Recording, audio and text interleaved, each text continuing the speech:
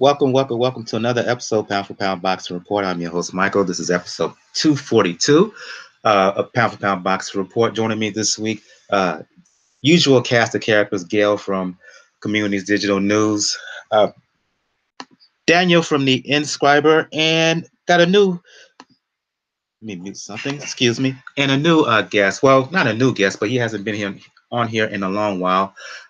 George from Hands of Fire Boxing Podcast. I was on his show last week discussing heavyweights. So return the favor. He's here on Pound for Pound Box Report this week. Special Monday recording of Pound for Pound Box Report. What's going on, lady and gents?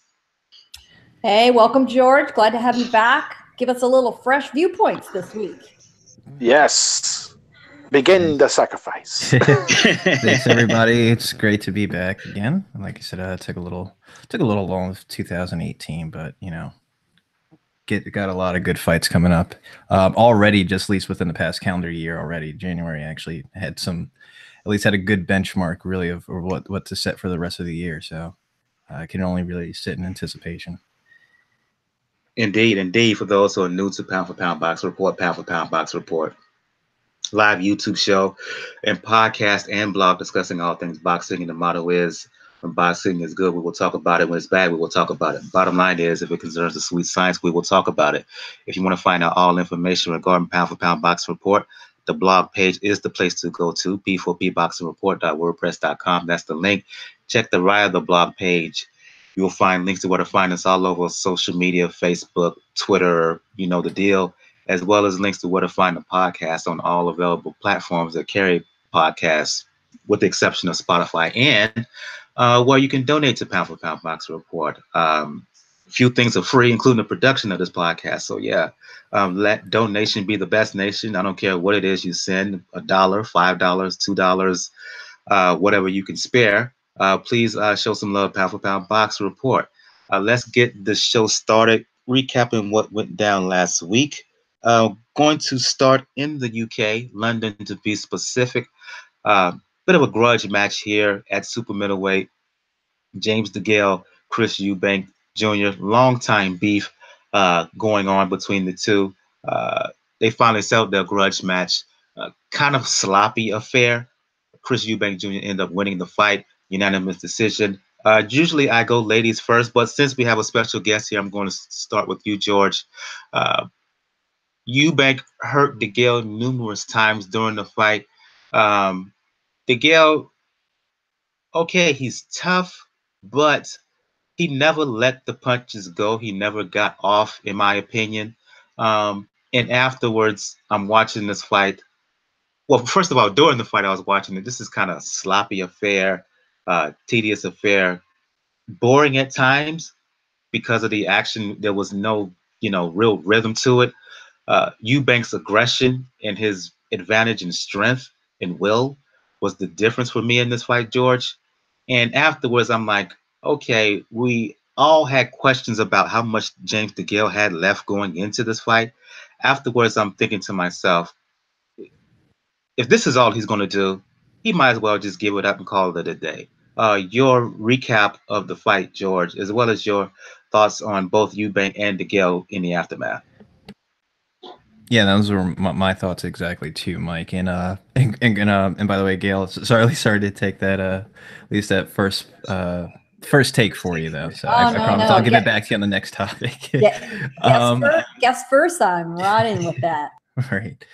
Well, I mean, and you pretty much hit at least the main highlights of it, or the fact that there were the lack of highlights. Really, it was pretty much a routine affair of just DeGale circling, Eubank Jr. pressing, and they would start to engage. Maybe DeGale would line up a jab and immediately would tie up, and that sequence probably happened at least another 250 times throughout the fight, and that's really pretty much all it was. In between the times of Junior seeking to get closer and closer, throwing more, just wild shots to really land it. And it was more or less DeGale getting caught pulling out, with his hands down out of those exchanges where he would get caught. And then, Junior would try to take advantage of it, but just, you know, I always like to call I like to call Junior the UK Wilder. Just literally just based off that style of just, you know, when they get their guy hurt, I mean, they completely lose their shit and not really know how to, well, I mean, just kind of just lose focus and just go for broke. And just totally disregard, really, you know, strategically actually throwing the punch. And, you know, it was just, I think what was really the most frustrating thing about it is knowing, at least, and I picked DeGale at least going into this. My thought was that it was really a matter of what DeGale couldn't do that would actually say, you know, see if he could actually win this fight. And sure enough, he told himself, you know, if he couldn't beat Junior at this point, then he should, you know, quit. And I think he's somewhat faced that a little bit, even in his post-fight reaction, where he, you know, where most people are still pretty gracious, at least in defeat. He didn't let that go. He still continued to discredit Junior a little bit. Was still pretty upset about it, and I think he knows himself that he no longer has it. And I truthfully really think all of this really, at least the catalyst really of all of this, was the Body Jack fight.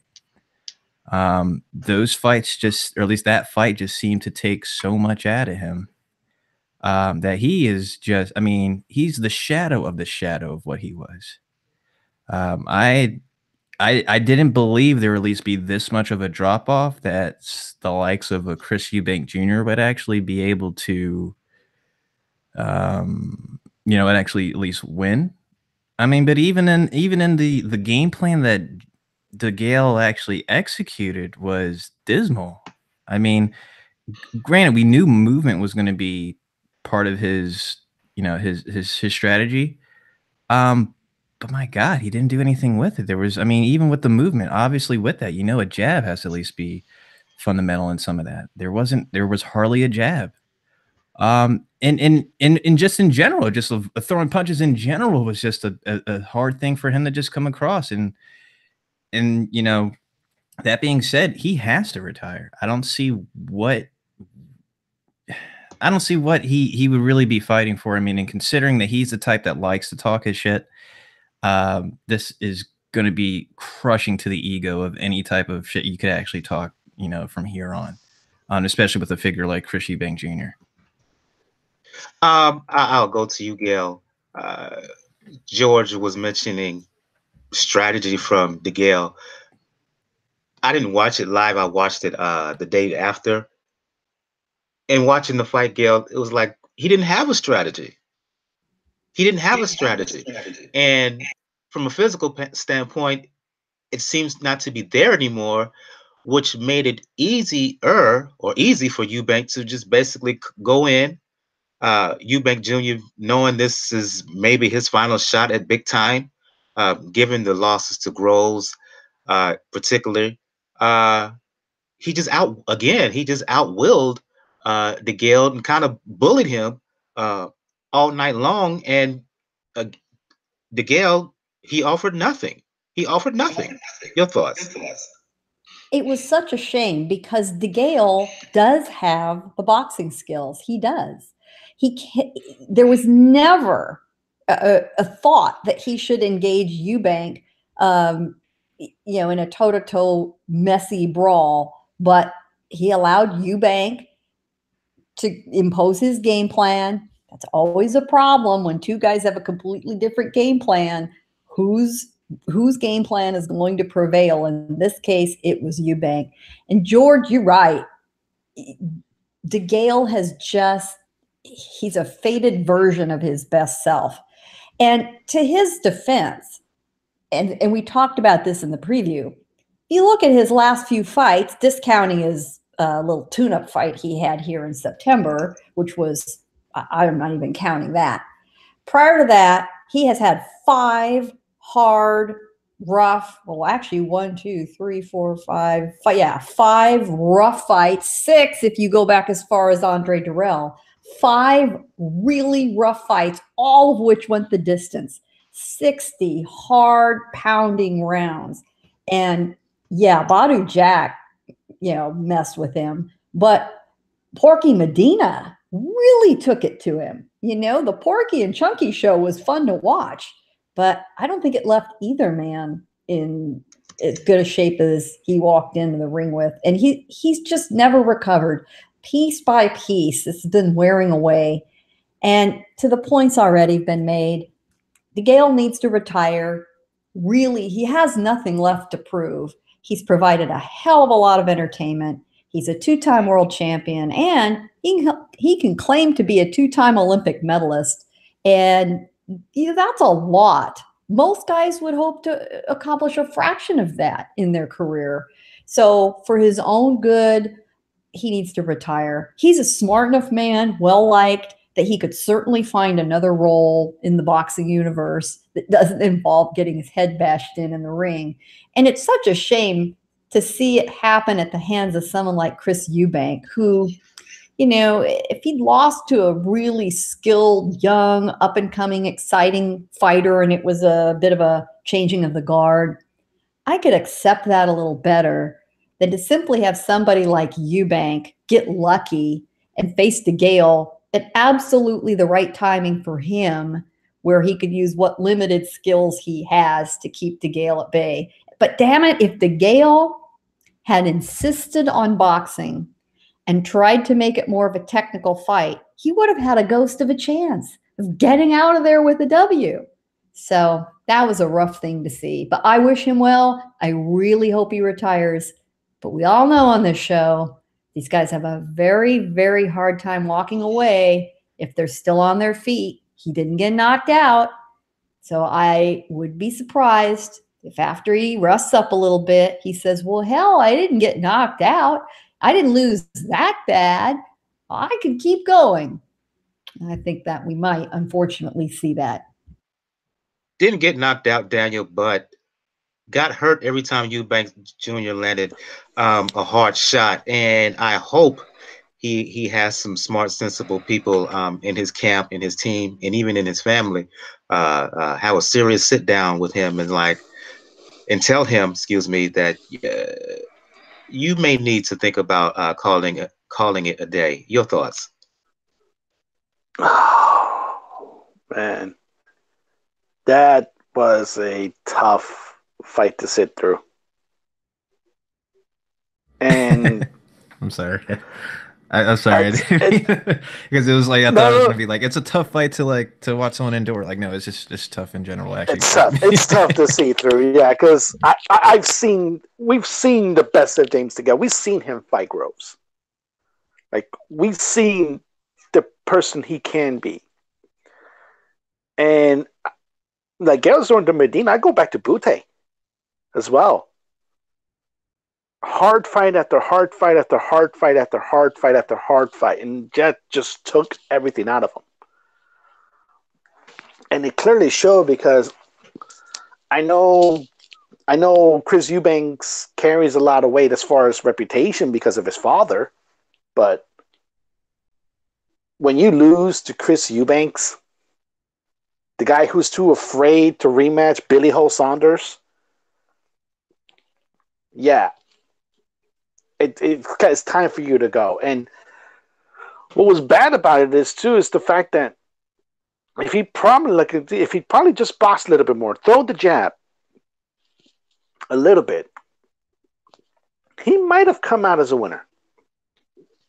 But he chose not to. He chose not to let his hands go. Eubanks, for his part, just decided he could just bum rush his way in.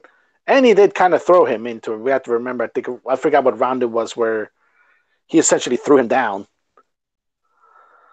But that was a tough watch to see. And this was for the belt that Eubanks tried to parade around in the World Boxing Super Series to make him a legitimate champion. And even though, like I said, I've said it last week, the IBO is doing a decent job of recognizing talent, similar to what the WBO did before they got recognized. But until they get recognized, it's not a legitimate world title. And in a way, this could be for Eubanks the same thing that Zurdo Ramirez's victory against Arthur Abraham has become. Where in the beginning, it's a crowning achievement. You beat a former champion. But we come to realize more and more it's just he just showed out his best because he beat an old Abraham. This could be a similar case for Eubanks. Where, okay, on paper you got the biggest victory of your career, but it's against a man that's not even a quarter of his former self. So I don't know how much solace you can take from that. And I have a bad feeling when it comes to DeGale. I think he's going to go through what I should call the Fredo Corleone syndrome. Now in the Godfather movies, when Fredo tried to go out on his own and then he couldn't make it, and then he tried to back it to the family saying, "This is all I know." That's pretty much what a lot of boxers do. Like when they can't get close to retirement, this is all they know. And because this is all they know, part of them doesn't want to stop. First of all, I want to say shout out to Fink, shout out to Gus from Corruption and Boxing. They're joining us live on the YouTube chat. Gus, you asked for the link. Check your Skype. I left a couple of links in there. Let's talk future here. We all basically come to the conclusion that DeGale is basically done. The question is, does he know he's done?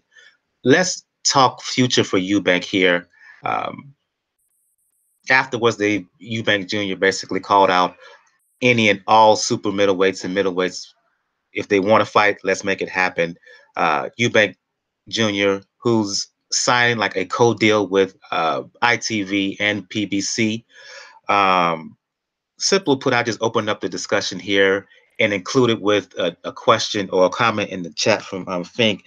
He says that he's still holding out hope on Eubank. Asked the two men who beat him if they would go for another 12 with Eubank Jr. As for DeGale, he held all night and dodged Uzcategui. He held and dodged all night long. So Fink is still holding out hope for Eubank Jr.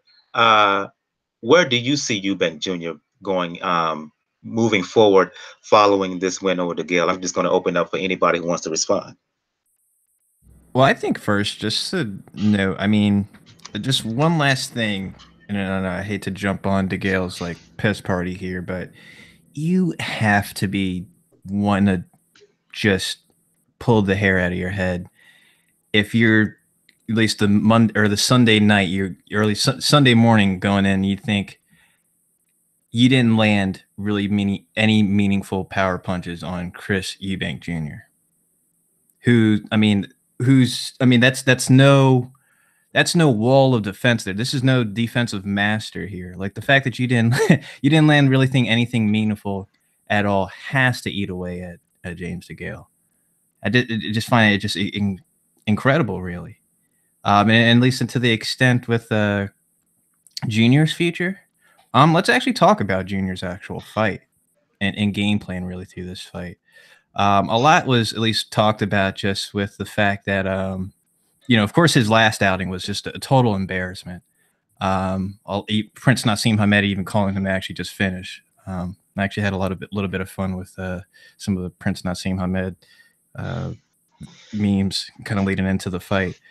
But considering, the fact that, he was exposed to what he really just lacks, which is just truly just boxing fundamentals in general. So some of that was, I guess, was supposed to be introduced here in this fight. I guess this was like one of the first real like training where I guess Senior wasn't necessarily too much involved and was actually having like Junior under like a real actual trainer here. I would say if anything, maybe anything difference I noticed there was maybe just a little bit more discipline, really.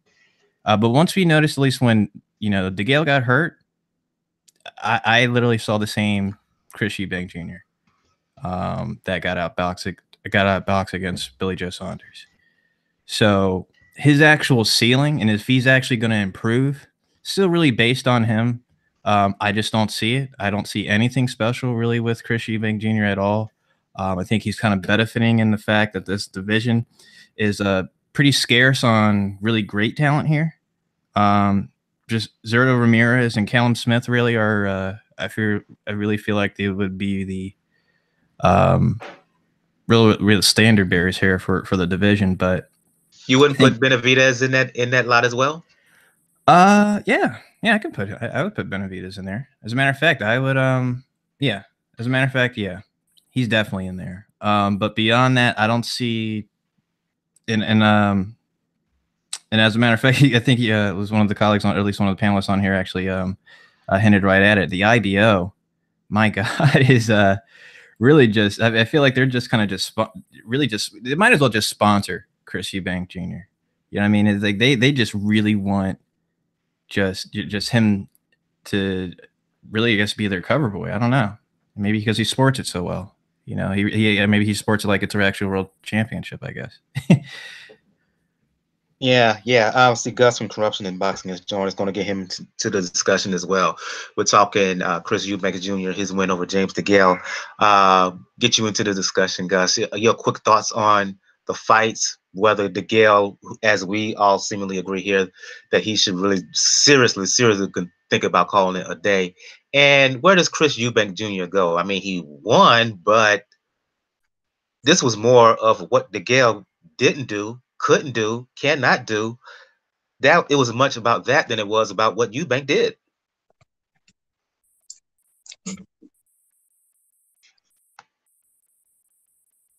Are you there, Gus? Yeah. Okay. That might be a little bit harsh towards Chris Eubank, Mike, because we know such is the level of arrogance that has marred his career, given that he's never really opted for a trainer. He's done everything autonomously, you know, wrapping his own hands, you know, coordinating, you know, his fitness, his conditioning, etc. And that's been very much against his father's wishes, who's actually been adamant on him actually linking up with a trainer, you know, years ago. So there's been a little bit of animosity sort of behind the scenes. But Chris, you know, he met Nate Vasquez in Vegas, and the two of them actually had a very good connection. And Nate had actually traveled to Sussex, and he's been, you know, living with Chris, and they've had good momentum in their training camps. And if you take that into the fight, the worrying aspect was that Chris Eubank Jr. was actually outboxing James DeGale. Now, when you strip away an athlete's power and then you just look at his boxing ability, now we know James DeGale from his amateurs was quite a slick sort of southpaw boxer, never really a puncher. He's very much a box fighter, and what I mean by that is that he'll initially stay on the outside. He'll pour with a lead left hand, and I mean, I made an assessment 2 months ago when the fight was being made that Chris Eubank Jr. would win this fight, and the reason being is that if you look at the two fighters that have beaten Chris Eubank Jr. are Billy Joe Saunders and George Groves. Now, what is the common denominator between those two fighters? Both of them have a world-class jab. Now, what is the one weapon that James DeGale absolutely does not possess? And that is a jab. And that's why I felt 2 months ago that he would be unable to stop Chris Eubank Jr. walking him down and just literally wailing away and beating him up. And that is exactly what happened. But Chris actually showed some good boxing aspects because DeGale was pouring out with his left hand. Eubank was jabbing over, which means he's got lead hand control, which means James DeGale cannot really utilize his jab even in the pouring sense. So once he fires his straight left hand, his momentum carries him into Chris Eubank Jr. And whereas in the past, he'll fire off right hooks and then pivot off to the right as a southpaw should do against an orthodox fighter. But in this particular fight, he didn't have absolutely any intentions of fighting on the inside. It was just a case of smothering Eubank's work, round after round after round. It was absolutely disgusting. The referee didn't deduct any points. It was extraordinary. But that shows a fighter who's absolutely has become shot. You know, he can fight on the inside. He showed that against Medina. He showed that against Badu Jack as well. But he had no intentions, nor did he really have the physical strength to stop a young fighter in Eubank, who eventually, you know, wrestled him to the ground out of frustration. But you couldn't really, you know, blame the guy that, you know, the referee did a shocking job. So Chris was actually, he had good lead hand control. And if you noticed in the fight, Eubank actually carried his right hand a lot higher than normal. That is because he was anticipating DeGale from clinching him, so therefore he could chop down with the right hand. And if you compare that to previous fights, he's never held his right hand up. And we see good counter punches with a straight right hand as well. So definitely he showed some elements of improvement. And Nate Vasquez, his coach, did an excellent job. He was very calm. In the middle rounds, when DeGale was actually stealing maybe 1 or 2 rounds, because Eubank forsaked his jab, he was just loading up, and you could hear Nate Vasquez being absolutely frustrated and saying, look, what are you doing? You know, you've forsaken your jab. Go back to the jab. Stop loading up. Start targeting his body as well. You know, excellent advice from a, you know, a coach who may not have a great deal of reputation, maybe just sort of establishing his name, but definitely was talking some sense. And, you know, their strategy paid off. So, yeah, it definitely is against a shot fighter. There's no doubt about that. James DeGale has sustained too many injuries. It was very, very much a similar case of David Haye. You could tell beforehand, anybody who's had shoulder, knee, elbow surgeries, you know, in consecutive sort of years, you know, that's not really going to facilitate any sort of power or zip that he's had in the past. So, you know, it was, to me, it was a very easy prediction. I was just shocked with all those people that were picking, you know, DeGale.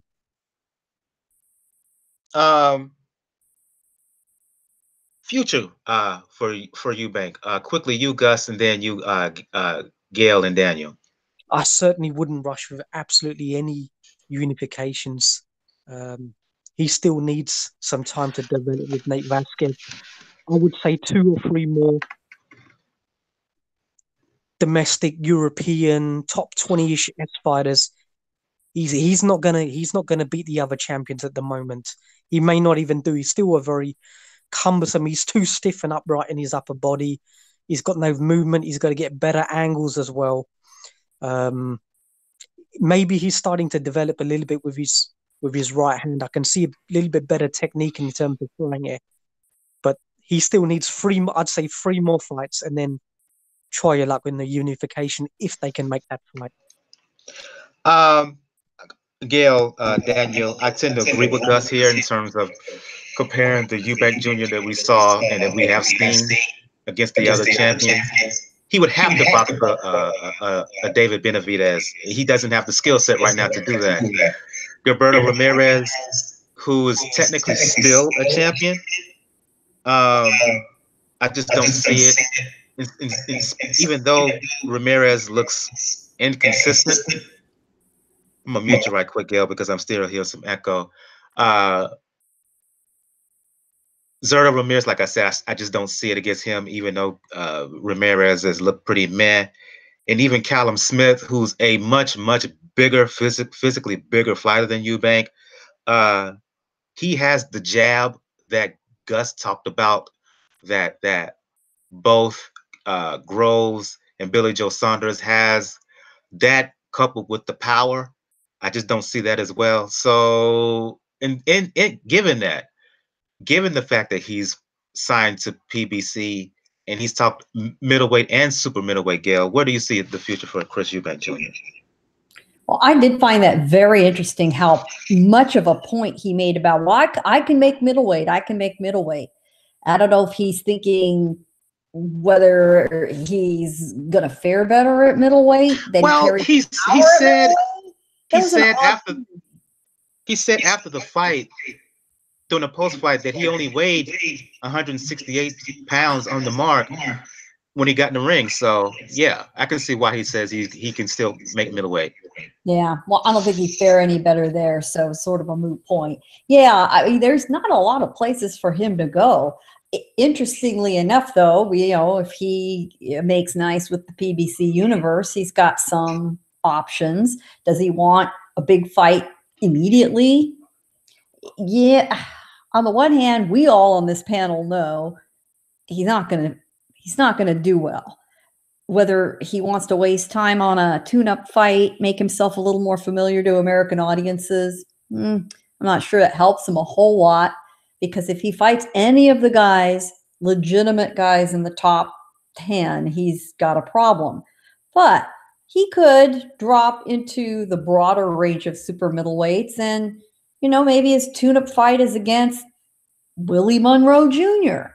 or somebody of that ilk. And then he goes after Anthony Dirrell. The fight I think a lot of us would like to see is that if he's ambitious enough, is Daniel, wait for it, Billy Ho. And to me, that's the only interesting fight with him there is. I really don't care about anything else. I mean, let him go in with Callum Smith and be a human sacrifice if he wants. He would make a big paycheck if he did that. So that to me is an option for him is, all right, what happens in the ring is secondary to who will write me a big, big check because I could put some butts in the seats domestically. Now, that's not a stupid thing for him to do. Cash himself out. If his heart's not really in it, which frequently with boxers who are the sons of very famous names, their motivation is external. It's not deep down in their heart what they would have chosen for themselves, absent another reason. So show him the money. And I honestly have no problem with that. Daniel, and then I don't think I got George's thoughts on this, but the future of Eubank Jr., your thoughts? I agree with Gail. Like, the only fight that I would watch right now with Eubanks is him and Saunders. It's the fight that he's pretty much almost had the perception of him avoiding ever since losing to him. Because as much as I joke about Saunders, as much as I can pretty much say that all he does as camp is just try to cut weight, is when he's on his P's and Q's, he's a really good boxer. Really, really good boxer. And that's something that bothers Eubanks. Like we saw in the Gross fight. Gross was a good boxer, and he flabbergasted Eubanks for a while. Now, I understand he tried to make the excuse that when he tried to spar with Gross, he sparred with a cruiserweight that fought nothing like him. No, that's too much on your resume already that shows that you can be outboxed. And some of the other champions, well, Zurdo vacated his belt, so he's technically right now a light heavyweight.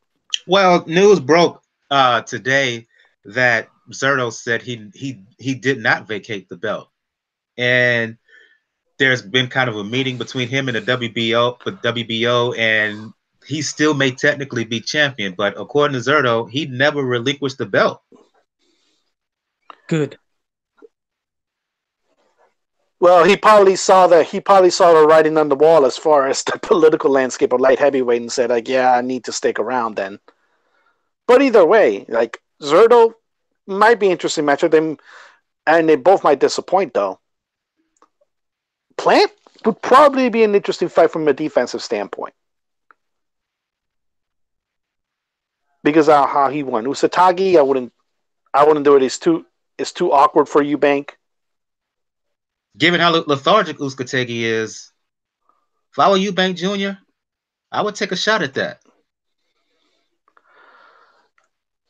I would depend. Like I said, it's a different style. I'll give him that. And if you're gonna go after Dirrell, go after the Dirrell that didn't just fight just now. Because the other Dirrell can actually have tenacity, and he will punch back.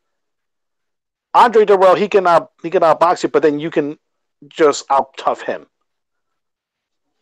And yeah, I would not put him anywhere near Callum. Nowhere near Callum. And nowhere near Callum and nowhere near Benavidez. Definitely. No. Benavidez will mollywop him. I will mollywop the living crap out of Eubanks. And the only thing would be is those are the only fights because okay, you just signed with Heyman. What are you gonna do at middleweight? Are you just gonna fight Willie Monroe Jr. and Jamal Charlo? Knowing full well that all of the champions at middleweight are with the DAZN? So there's really no choice that he has. He has to stay at 168. And really, that's just a middling options. Like we just threw what could possibly be his best case scenario, and that's not good. We just have to accept the fact that right now, granted, part of it is his own ego, part of it is also his father meddling into it in much of his business early on in his career. Eubank just unfortunately is a fighter that was never able to reach the potential that he could. But he's such a big name in his home country that'll keep him floating by where he needs to go. And that's a shame too. Because granted, unlike Chavez Jr., he can actually train. He can actually get down to business. Hell, he's in shape. Yes. That's the whole point. Yeah, he's in shape. He doesn't wake up at 6 p.m. in pink Speedos looking like he just got done smoking half a pound of weed the night before. Hey, that's a Lucky Charm special. Your thoughts on this, George? I mean, I think I already at least had my say as far as, you know, like you guys know, I don't really rate Junior much. He more or less is just on the clock. Like Gale said, even if whatever he chooses, he's going to have to. The thing is, he can't just ignore, you know, he just can't ignore opposition at this point. Like, you know, I mean, there was a point in time, you know, on the come up where they could just bring whoever, some part-time fighters, you know, some guy who, you know, fights, you know, only on Saturdays but, you know, is a mechanic Monday through Friday. And, you know, and where he can just, you know, knock these guys out, carry around the IBO and say, you know, I'm the best in the world and no one's going to stop me and all that. And again, because like I said, this division is a bit scarce, but when it comes to those three that we mentioned, Mike, you know, he's not going to want any parts of those, and who will get found out with that. And even more likely in at 160. I mean, I think that was at least my thoughts on why he even went to 168 in the first place. So he's on borrowed time, really. I mean, unless some serious changes go on through his career, I don't see really anything taking off beyond this win for his career. I think this may probably be his standout and sole meaningful win here. Let's move on to talk about some fights on that undercard. I'm going to start the conversation with you, Gail. Joe Joyce, heavyweight of note in England, fought former champion Bermane Stiverne. Joyce winning by 6-round stoppage. And again, I didn't see this fight live. I watched it the following day. And I'm watching this, Gail, and then you can follow up as well, Gus, Daniel, and George. And I can't get much from it. Why? Because of Stiverne, the condition of Stiverne. I was talking about this fight with George on his podcast, Hands of Fire, and I didn't know that Stiverne weighed in at 273, and he fought like a guy who was 273. He was a punching bag. He couldn't move. He couldn't get out the way of shots. Yeah, he proved to be tough and willing, but he was right there for Joe Joyce to hit all night long, and that's what Joe Joyce did all night long. You can't get no real assessment from what from Joe Joyce here. He's big and he's strong. He has a good left hook, but okay, outside of that, tell me more about him. I can't find more about him coming off this kind of fight, off of a performance against this kind of opponent. First of your thoughts, Gail, and you can follow up Gus, again, Daniel, and George. This puts a known name on Joyce's record and gives us a litmus test, if you will. Is he going to be intimidated against a guy who's got that level of experience? Never mind what shape he was in. What you can say about Stiverne is he knows what to do in the ring. He can't always execute that, as we saw, but you assume he knows what he's doing in the ring. He's got tons of experience. You gotta give him credit. The man has a tough chin. Holy cow. He did get hit with some shots. And it is a shame he didn't come in better shape. If we thought James DeGale was a shot fighter, holy man, oh God, poor Stiverne. He has no business in the ring in the condition he was in, unfortunately.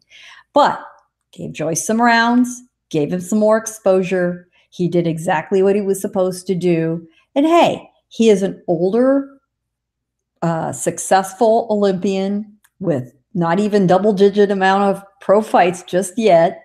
I look at him in a very similar way at this point of his career as I did Shakur Stevenson, who was talked up so big, came out of the gate with a couple of pretty spectacular fights, against opponents who were cherry-picked for him.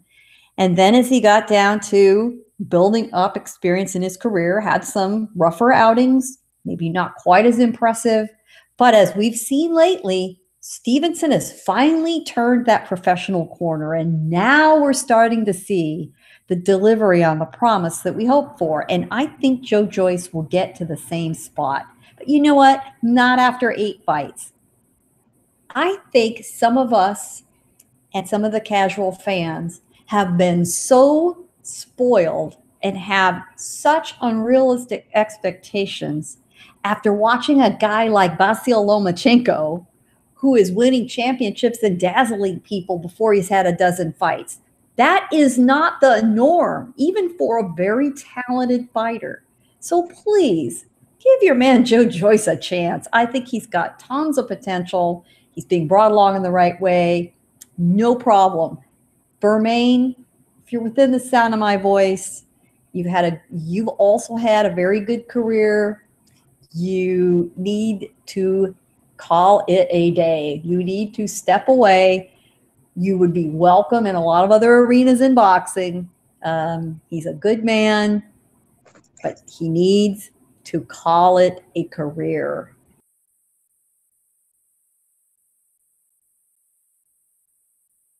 Sorry there, I was on mute. Your thoughts, Gus, on what you saw from Joe Joyce against Stiverne? Mike, when Stiverne's infamous training camps take place at the catering department of Floyd's Girl Collection strip club, do we really want to see this motherfucker in the ring? An absolute embarrassment. He was very much like that for the Deontay Wilder fight as well. Picks up whatever, a $500,000 check.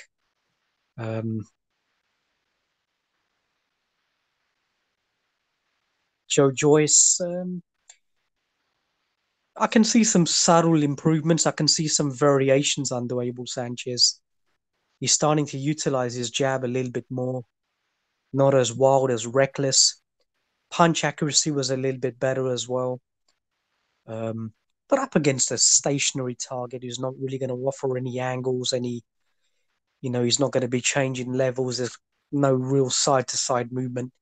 You're just using your exorbitant weight as punch resistance and just, almost calculating that if you use... Bermane's had a little bit of pop in the past, so he was just trying... If he lands a huge looping right hand over the top to try and knock him out, That was pretty much his strategy. Joyce was taking unnecessary punches. He was just trying to get Bermane out of there. You can't really blame him. He gets into that juggernaut mentality where he just tries to reel off.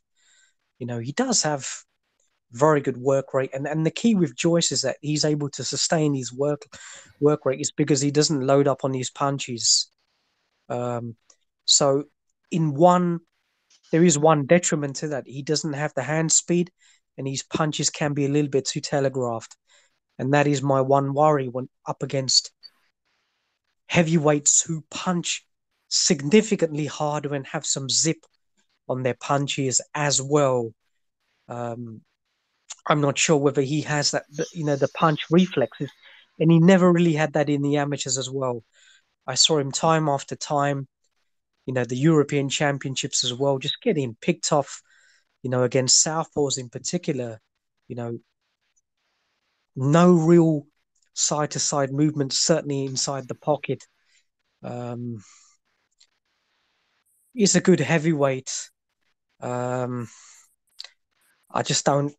not sure, Mike, in terms of his long-term sort of prognosis, how far he'll get. They're moving him along pretty quickly. His first fight when he turned over was Ian Lewison, and a lot of people may know Lewison was he was an extremely talented fighter in the UK, but he just had no dedication. He didn't live the life. He beat so many good amateurs, world-class professional boxers, but unfortunately his lack of discipline resulted in his professional career from not even taking off. But that was his first professional fight, so they're moving him along. Good quality opposition. I'm sure he'll get a title shot at some point as well. I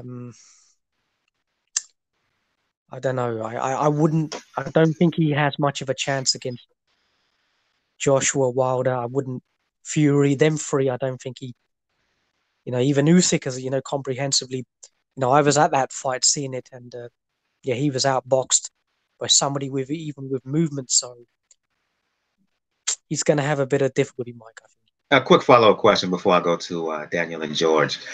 You over in the UK have keen insight on the UK boxing landscape. The two prominent heavyweights up and coming over there are Joe Joyce and Daniel Dubois, young 21-year-old. They both have a similar amount of fights, 9 fights, I believe, at this point of their careers. How would you compare Joe Joyce with the young Dubois? Joyce is significantly better, Mike, but he's also about 12 years older as well. So Dubois is very green. They've got time to develop him, and Frank Warren is synonymous with doing that with young fighters. So much like a Shakur Stevenson, Mike, I wouldn't want to see, Dubois, not even challenging at world level for at least another 10 fights, Mike. He's nowhere near ready. He had significant trouble against the Kevin Johnson. And let's face it, Kevin Johnson is no trouble for any of the top heavyweights. So right. Joe Joyce is far better. He's more accustomed to so many different styles as he's boxed around the world, far more of a decorated, much deeper, much protracted amateur background. World Series of boxing, so he's at that semi sort of professional level, 5-round non-head guard experience as well. So he's in a much better position. He's far more seasoned already. But with Joe Joyce is more of his skill set and his attributes and the deficiencies, which I think may cost him at the moment. But I don't know. We'll see how he gets on with Abel Sanchez. I don't really think that's the right fit in terms of a coach for him. I don't think he needs an attacking coach like an Abel Sanchez, because he already had that natural ability, attacking style. I think he needs to work more on movement, on pivots, and more on angles, upper body movement, more on defense. And if he combines that with the attributes he already had, I think he'll be far more of a potent heavyweight. But I'm not sure whether he has the time now to incorporate that, given his age. Daniel and George, your quick quick thoughts on Joyce and his win over Stiverne. Well, yeah, that happened.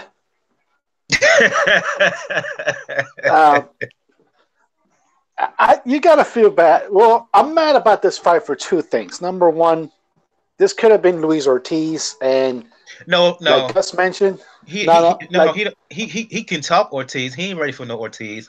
No, that's what I mean. Like they made the right decision at that point because, like Gus mentioned, like if Joyce would have gotten the Luis left hand, yeah, it might have been a much different fight. But the second part that annoys me about this is that this became a fucking title eliminator. The WBA, who 2 years ago were trying to do the right thing and cleanse their fight, unfortunately now have reverted to creating multiple titles. This was a title eliminator for the WBA Gold Heavyweight Championship. Think about that. The Gold Heavyweight Championship. What the fuck is that? There you go, Gus. There you go. Yeah. The WBA? It's almost like a third place award. The same WBA, the same WBA that's trying to that's keeping geriatric Fresno Kendo in life with title shot. That WBA. Yes. Now the only thing when it comes to in their defense in the Quetzalcoatl case is they're legally binded to keep him there. They have to give him that fight sooner or later, and then some bullshit happens where they can't do it, but they're mandated by the court to do it. So that part I'll let slide. But everything else, no.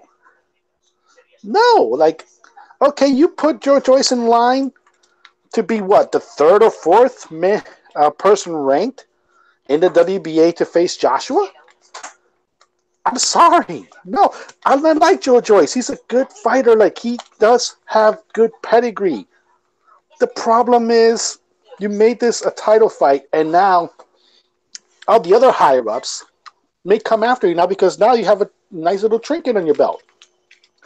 No longer just the Commonwealth title he was walking around with.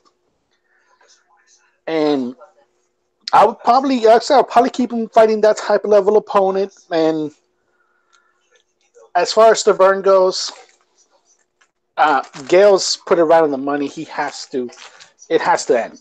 Yeah, that was sad. That was sad. Like that. It wasn't even just sad. Like you saw right. Look at the last 30 seconds of the fight. Stiverne was literally looking at the referee, pretty much telling him, you can stop this at any moment. I'm not doing anything. He's just hitting me. Please stop this. And that's the whole thing. Like, I get the whole fact that, okay, you beat a former champion, you beat somebody with experience. That works well if that guy shows up to fight. Stiverne didn't show up to fight. He just showed up to cash a check. A check that he's going to have to take a significant hit off because of the exchange rate. Because God knows how much now the British pound is over the dollar. Well, Gus would know because he has betting books, but the main issue is going to be, though, I get why they did it, but I don't like it at all. I don't like the WBA trying to pretend that this is like a world title eliminator, knowing full well that the kid is not ready. And ultimately, in the end, it's gonna take a couple of years for Joyce to get up to that level, and hopefully by then, the heavyweight picture is not gonna be as politically truncated as it is now. Any quick word on this, George, or you just like, we saw what we saw, move on? Yeah, I mean, I did actually subtly want to talk about this. Not really beyond much. I mean, I'll get to Joyce in a minute, but Bermane Stiverne has a way of finding his just finding ways to get opportunities like this of just title eliminators, or at least for some reason. I don't know what it is, but he's been afforded opportunity after opportunity after opportunity. and it's I mean, if he's not going to invest in himself to do anything on these fights, then why should we? You know what I mean? And it's not like we're seeing an aging Bermane Stiverne out there on his, out there on his shield, giving us another classic, and it's just not fulfilling the bill. It's not that. This guy is deliberately sabotaging his own good and his own career, really. Like, my grandfather, who's really the one who got me into boxing in the first place, he always told me, at least how he always found it amazing when he found heavyweights that would go into camp and then come out weighing heavier than they did in camp. And this is again because we talked about this on the podcast on Friday, at least on my show, where he came in at 273 pounds, and he, at the start of the fight, actually looked like he was really just there to collect the check. He got out there and just stood directly in the line of the shots of Joyce. And I actually, and once in a while, I actually will just, between the group, I'll just kind of live chat through the fight, and just post on group. And at least between like Ring IQ and UK Boxing, where, just random commentary throughout the fight. And funny enough, and I thought, it kind of had the makings of, or at least starting having the look of it being ended in that first round. But it was amazing just how simple head movement alone afforded this man at least 4 or 5 more rounds. Head movement alone. As soon as he introduced that, he gave himself some breath of life into the fight. And funny enough, even with it, it seemed like a little bit of a pathetic performance, but he actually was landing some pretty good shots in that first round. And that now at least leads me with Joyce, because I think I kind of, just capped off at least with Bermane Stiverne. He should be finished and shouldn't get this opportunities like this and again. To Joyce, and the fact that he was getting caught like that in the first place, is a testament to just incredibly slow he is. Slow may be just a theme for him, where there just be a slow starter, I just slow think into the career. I mean, dude, they said, one of the funniest jokes I saw is going around when it came to his hand speed was that Joyce is slower than a week in jail. Slow for me. I watch him fight, and I just think he just fights at the same speed all the time. There's no variation. There's no tempo changing in his attack. Yeah, and I mean, you consider that too. Variations in speed just on the sake of your own game plan. I mean, he's very easy to predict, and in time for that matter. And like, many of you guys, inserted here, you put, world-class fighter X here, and who would, and do what in that position, and it just doesn't ring good for Joyce. So considering that, he's now having to play a little bit of catch up with the current division, and I think the reason why we are having those expectations, Gales, and I think it's not necessarily us holding him to the Lomachenko standard, is just the fact that, when you're at least going to be going the Lomachenko route, you need to be at least showing some type of, something that's keeping you, something that's excelling you beyond the other guys that are actually, coming up on the come up anyway. And for us, it's, he's tremendously powerful. That goes without saying. But I don't know. Maybe, and it's nothing against him. He actually, his post-fight interviews definitely seems like a really great, humble guy. You definitely just hope the best for him.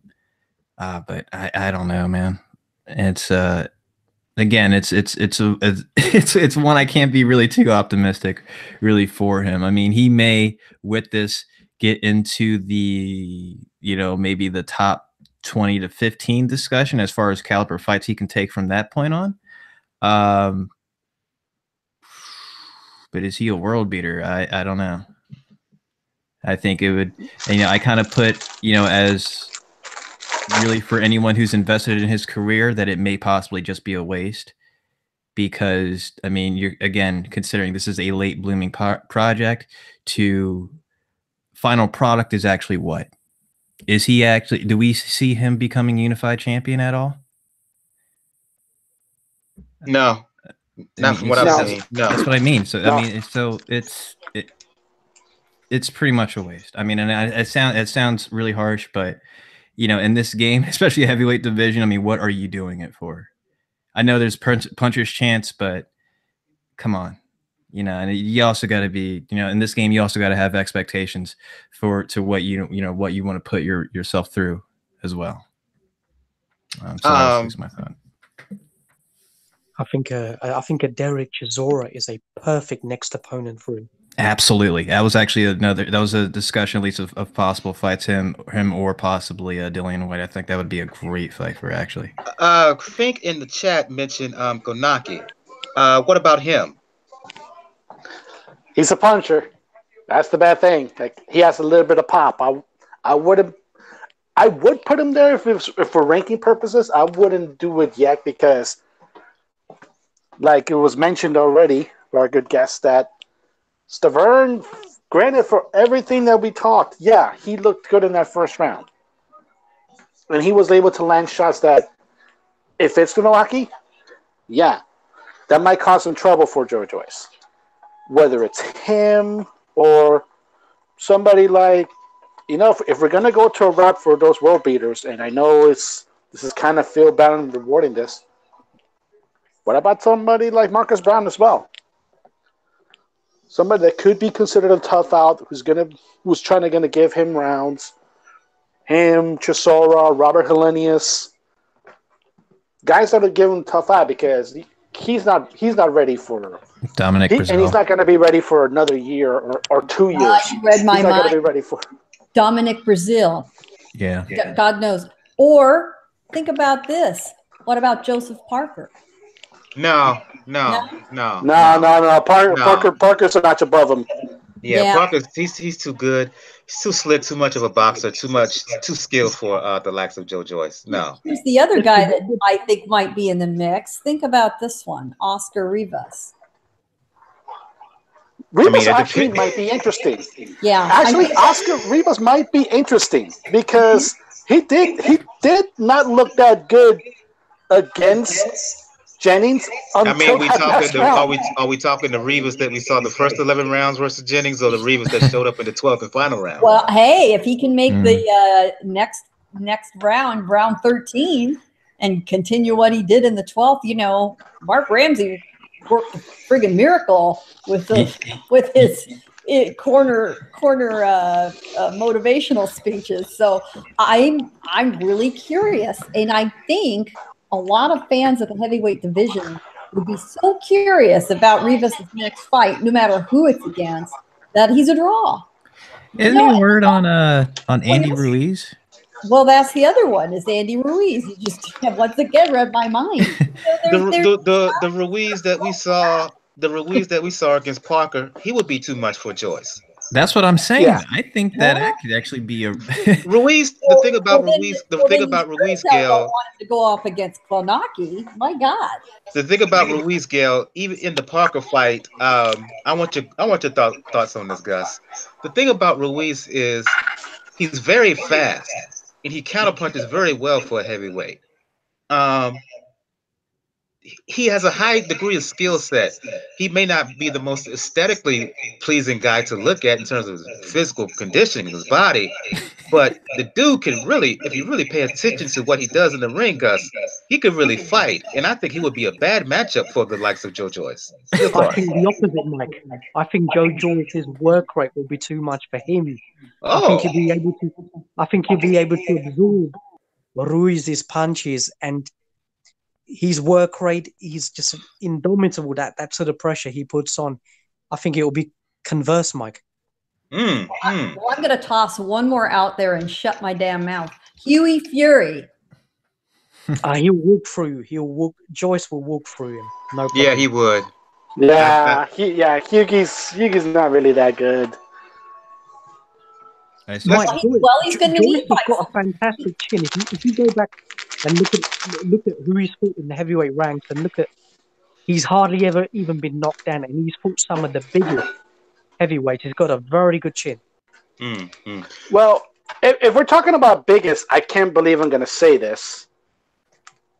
David Price. He would not price out. The bigger they are. Well, we're trying to give Joyce gimmies now. There's no bigger gimme right now than the Price. funny thing is, watch that actually be the next fight. Yeah, I could from definitely see Liverpool. Frank Warren trying to position that, or even this. If you're going to talk about, if you're trying to give him former world level challengers, even if they were world challengers about less than a decade ago, Arreola. I was waiting for someone to say this besides me. Oh, my Lord. Well, we've got Luis Ortiz floating around out there, too, who we are going to get around to talking about later if we ever get there. So there's a lot of options. There really are a lot of options. That's the fight. Luis Guard Dog Ortiz and Joe Joyce. That's the fight. Yeah, bad matchup for me, but let's move on. I don't know if you saw this fight, Gus, because the rest of us did not see the fight in full. That is Lee Selby versus Omar Douglas. Selby winning by decision. Fight was fought at 135 pounds. Watching highlights. Okay. Well, for anybody who wants to comment on it, your thoughts for those who saw highlights on it. What do you think of Selby at 135? My concern is, okay, he may better fit the weight better because of his height, but he got badly cut in this fight again. Moving forward, can this dude's skin hold up? No. Particularly at 135 pounds against the physically bigger, stronger guys. In short, no. And I just at least wanted to just jump in real fast, just because Omar Douglas is at least a native of my current hometown, Wilmington, Delaware.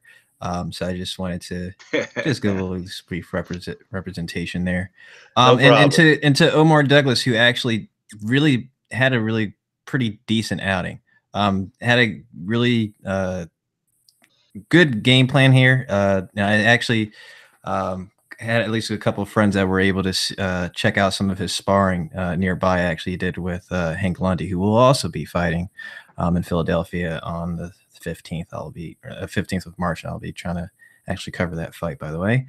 And yeah, I mean, Omar Douglas had a great game plan. Definitely kept coming forward for most of the part of at least what I was able to see, and at least what I was able to at least have at least with the dialogue of some of my friends who were able to watch it live, because again, we were at least stateside, were only able to see recap version instead of actually the full version of the fight.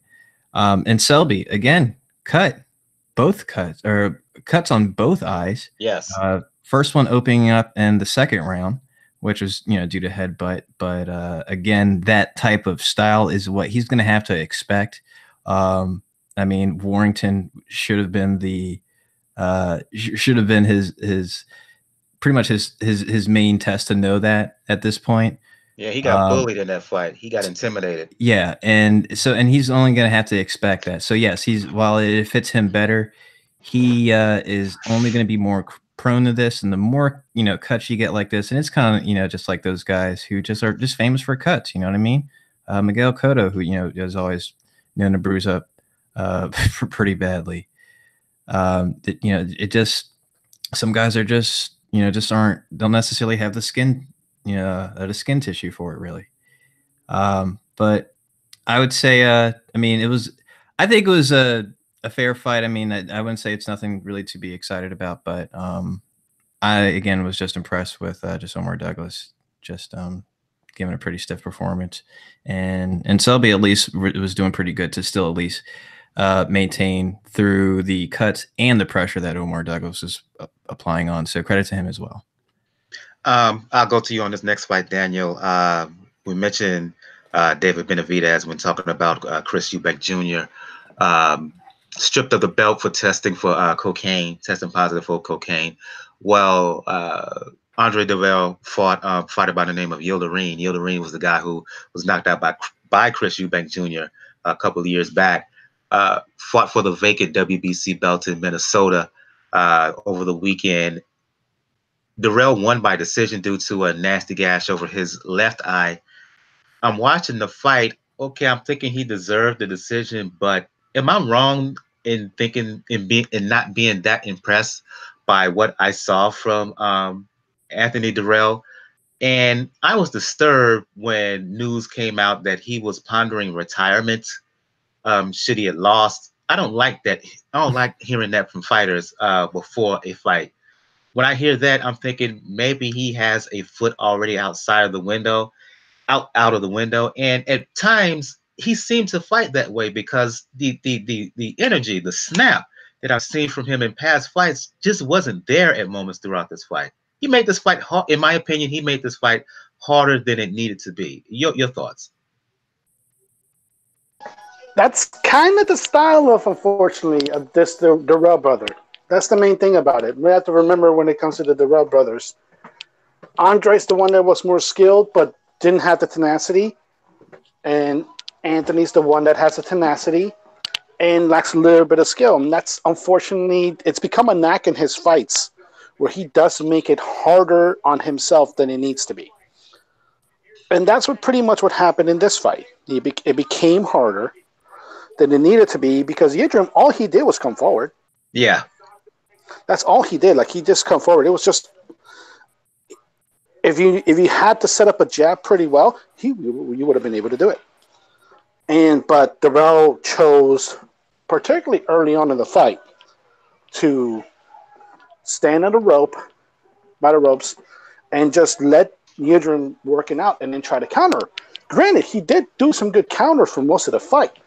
The problem is, though, is depending on what judging is going on, that'll either get you losing the fight by margin, which, by the way, that happened in one of the scorecards, or you'll make it very, very close rounds, which is what happened in the other two scorecards. Now, when you watch the fight, and I know people make mention of the cut. The cut happened in the 7th round. And I don't understand the confusion that Boo Boo Mancini was having when talking about this, because it was clearly evident in the 7th round. You hear the referee say, from a butt. It's from a butt. And it was from a headbutt. And that cut just started getting worse. Yildirim started aiming for it. The problem, unfortunately, became, and it's probably one of the reasons why people think that Dirrell kind of chickened out of the fight, is the fact that this is one of the rare fights in the U.S. now that the WBC had open scoring. But they didn't announce it to the crowd. They announced it to the corners between the 4th and the 8th round. And people are saying when it comes to Dirrell that, oh, that's why he tried to get out of the fight. He knew he was ahead. That's not really much the case. I'm like, do we really have to have a Badu Jack level cut where it looks like he's opening his third eye in order for us to deal with a cut? No, it started bothering him. And you see the video, so he had to get stitched up pretty badly. I'm glad that Dirrell won. At least the right guy won, but this wasn't really his best outing. And ultimately, like I said last week, when Benavidez comes to reclaim that title,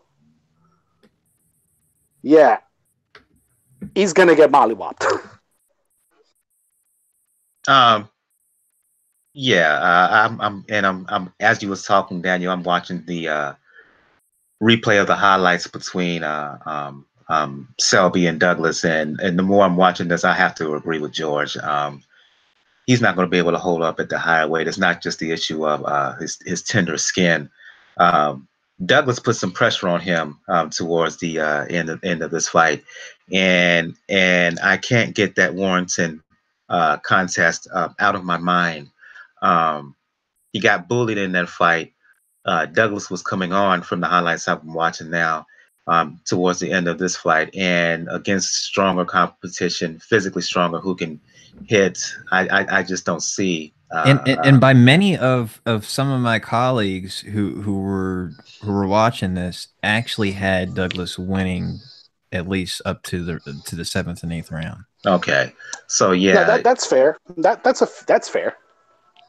Because I'm watching it now, and dear Jesus, imagine putting Lisa up against Teofimo Lopez. That's what I'm saying. Yeah, like imagine imagine a guy with with a little bit more pop in there. yeah. So Actually landing a yeah. little bit more cleaner. I mean, Douglas did a bit, smother some of his work a bit too. Right. So yeah, I have to agree here. Going to this last fight, and I'll go to you, Gail, since she insists on talking about this fight. When we did the show last week, Friday, I said I wasn't going to watch it, and I didn't. But Gail watched it. I saw it all over my boxing feed on Twitter, all over boxing Twitter. That is Humberto Soto fighting Brandon Rios. Fight was at 152 pounds. 38-year-old Soto. Kind of turned back the clock a bit, beat Rio. So I'll just go to Gail and give her the floor right now to give her a breakdown of this fight down in Tijuana. Tijuana. Excuse me. Tijuana, people. Tijuana. There's no A up there. Excuse me. Thanks for the correction. Tijuana. At the Municipal Auditorium, a sellout at the Municipal Auditorium with boxing royalty, including Chavez Sr. in attendance. Brandon Rios, crazy ass, Bam Bam Brandon Rios, and Humberto Soto put on a show. All right, this was not a fight of extreme skill or elegance, and no one had expected it to be. But you know what? Sometimes you don't want an elegant meal on the plate. You just want someone to hand you a 2-pound bag of M&Ms and chow down. And it was that kind of fight. Nobody pretends it's really good for you, but it was tasty and it was fun. You don't want to see it every Saturday. I get that. But, these guys give it all they've got. They engage. They're well matched. I mean, really, it was a matchmaking pairing of genius, truly, because anything could have happened right to the final bell in that fight. And that's why we watch. It put butts in the seats. The guys got a paycheck. Now, if Soto is smart, he's done. He goes out on a win on international television. It really doesn't get better than that. Rios, as we were saying before, there's certain guys, you just look at them and think, what the hell else are they going to do? Rios probably should have quit long ago, but the truth is probably. But you know what? Damn it. People still want to see him. He still puts butts in the seats. And he knows that. That's part of the problem. I do think Robert Garcia needs to keep an eye on him, talk truth to him if he can. If he really thinks he's done, he needs to be done. We'll see. But it was a good card, up and down, a lot of activity. The one real disappointment in the card is that Hector Tanahara and Ivan Delgado's fight, which was quite a good fight in the early rounds, was stopped, unfortunately, due to a cut, had to go to the cards. So we'd hopefully like to see those two guys rematch. But those cards are good for boxing, those regional cards with real rabid boxing audiences. Those are the people who are going to watch the big fights, who are going to subscribe to DAZN and ESPN Plus, and buy the pay-per-views, So it's all good. You can all hate on it. You can all be boxing snobs. Go right ahead. It was fun. It was a whole hell of a lot more fun than DeGale, Eubank, and Dirrell. Look, I told you, Gail, I have standards. So no, you don't. Because if you watch those others, don't bullshit me on standards. And you know what? We all deserve just to relax and watch a fight that's just entertaining and has no meaning, just because it's boxing. It's funny because you know what? I had Mike's mindset the night of it, I actually had it on and just turned it Yeah. off myself. It's like, nah, you know what? I can catch up on some rest tonight. And at least now hearing your description of it, I kind of want to just check it out. And plus, I mean, who doesn't just want to see Brandon Rios get his ass whipped every time? I mean, I I personally enjoyed it. Listen, as a Pacquiao fan, I hated that motherfucker. You know what he said after about Freddie Roach? Oh my God! Every time. It does. He really damaged himself with a lot of fans with those sort of comments. What you'll also enjoy, to encourage you to watch for your own purposes, is that Huberto Soto apparently does own several cab company operations down there, little independent cabbie, Uber, whatever, and is known when he's a driver short to jump behind the wheels. So Brandon Rios literally got beat by a Mexican cab driver. Wow. Let's move on to some news here. I'm going to go to you, Gus, and then you can follow up, Daniel. Seems a few shows back we talked about rumors of Gennady Golovkin signing a deal with DAZN. Well, it looks like those rumors are true, that it is imminent. An announcement of Triple G signing with DAZN. The interesting thing is that it's going to be a multi-fight deal, and part of that includes 3 guaranteed fights and Golovkin having equity with DAZN. Your reaction to the Gennady Golovkin and his deal with DAZN? From my understanding, Mike, and this was Eddie Hearn's exact words, there is no equity in that deal. Okay.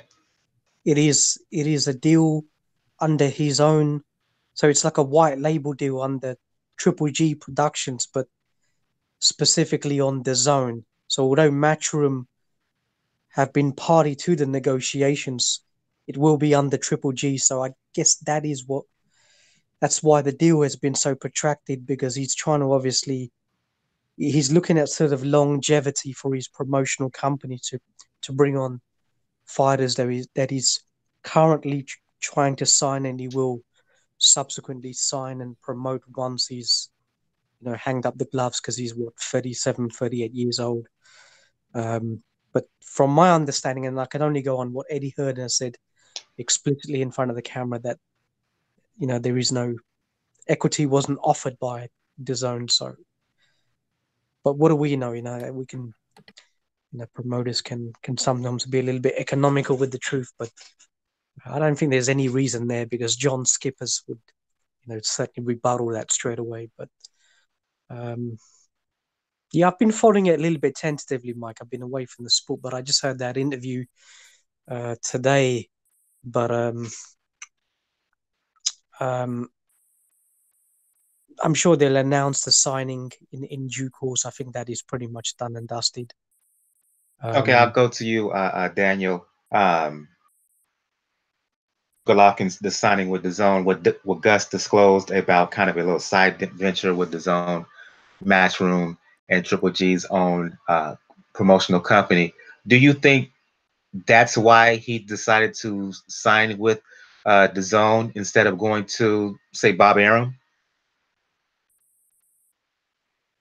Well, when you look at the way this contract's structured now, and you can follow. There's going to be a dispute about the equity. I'm going to say, then you can follow up, Gail and George, with your reaction to the imminent deal between Golovkin and DAZN. Keep going, Daniel.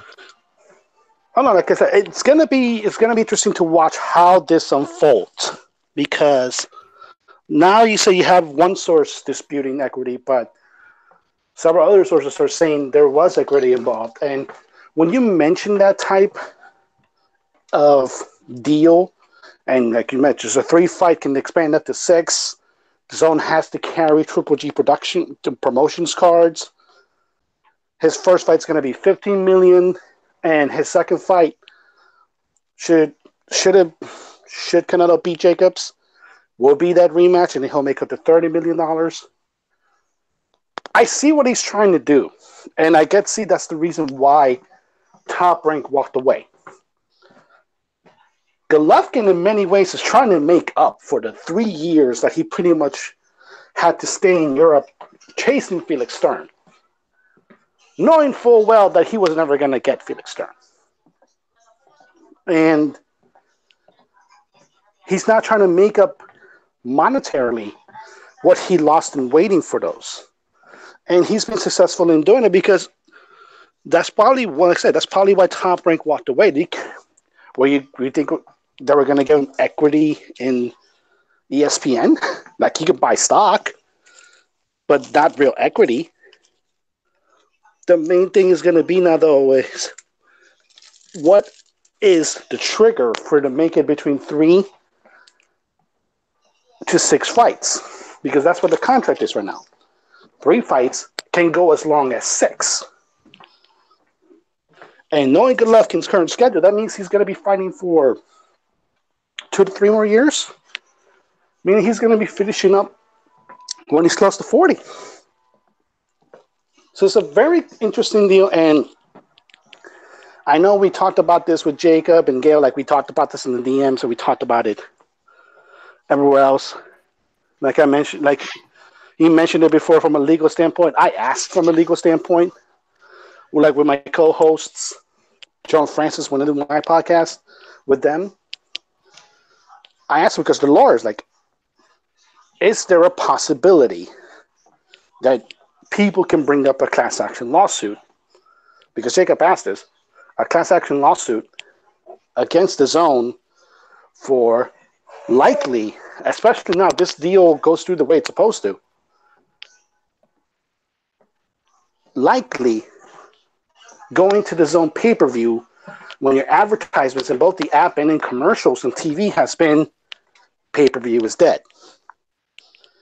This deal pretty much guarantees that September is going to be the DAZN pay-per-view. But I give props to Golovkin for negotiating this deal. Like he did pretty good for himself. He's going to be trying to be really good as a promoter. And ultimately, yeah, he's trying to make up for lost time, and he might have done it financially. Gail, George, your reaction to the imminent signing between Golovkin and DAZN? Yeah, Golovkin cannot pursue the kind of deal that Canelo did. He just simply doesn't have enough shelf life left. And unlike a lot of the other guys we've been talking about tonight, he sees a future for himself outside the ring because it's very possible under his own promotional banner. What Golovkin brings to the table is that open door, that pipeline from those former breakaway Soviet Republic countries, Kazakhstan, Azerbaijan, etc., as a known quantity to American business people and Europeans for that matter, bringing those little, unpolished gems of boxing out of those countries. Because where are all the big stars coming from? A lot of them are coming there. And everybody's going over and watching these guys. And there seems to be, this endless stream. Right now, Ignas Klimas pretty much has the market cornered on those guys in the United States. And Golovkin's no dummy. He's watched that. There's every reason to believe he could get a little piece of that action and provide some competition, which would be very, very smart of him under his own promotional banner. So why not get in there, get a few more fights in, call it a career safely, and then have his exit business deal in place. Very, very smart. And come on, we all knew that the DAZN was really the only viable option for him to get some decent fights and paydays. Your thoughts, George? I think everyone's pretty much hit the main points. Really, good deal really for both parties. Golovkin, is assured good fights at least from this point on, at least till he retires, and the same with the DAZN, who you just got to be impressed with the moves being made here. They at least also announced earlier today, the least deal with Zanfer Boxing, with at least in Mexico. So he's at least famous with a lot of Mexican fighters down there, like Berchelt and Munguia as well. So, I mean, again, boxing just finds a way to continue to be the forefront of really converging media, really. You know, from radio to mobile phones. You know, it doesn't stop. Indeed, indeed. What's your reaction to this story? We talked about also a few shows back about Regis Prograis having issues with World Boxing Super Series, contemplating stepping out of the World Boxing Super Series. Well, the past few days, we found out that Prograis has decided to stay in the World Boxing Super Series. Will fight his semifinals with Relikh for the WBA belt April 27th. Your thoughts on Prograis deciding to stay with the World Boxing Super Series? And also, as an aside, Zolani Tete, his semifinal with Nonito Donaire, will be on the undercard of that World Boxing Super Series. Oh, nice. Well, and just to at least pose a question back to you, Mike, what was exactly his reasoning on wanting to leave, really? Financial, really. He, according to him and others, by the way, he wasn't paid fully for his first fight for the quarterfinal. Wasn't given a date in terms of when the semifinals would be.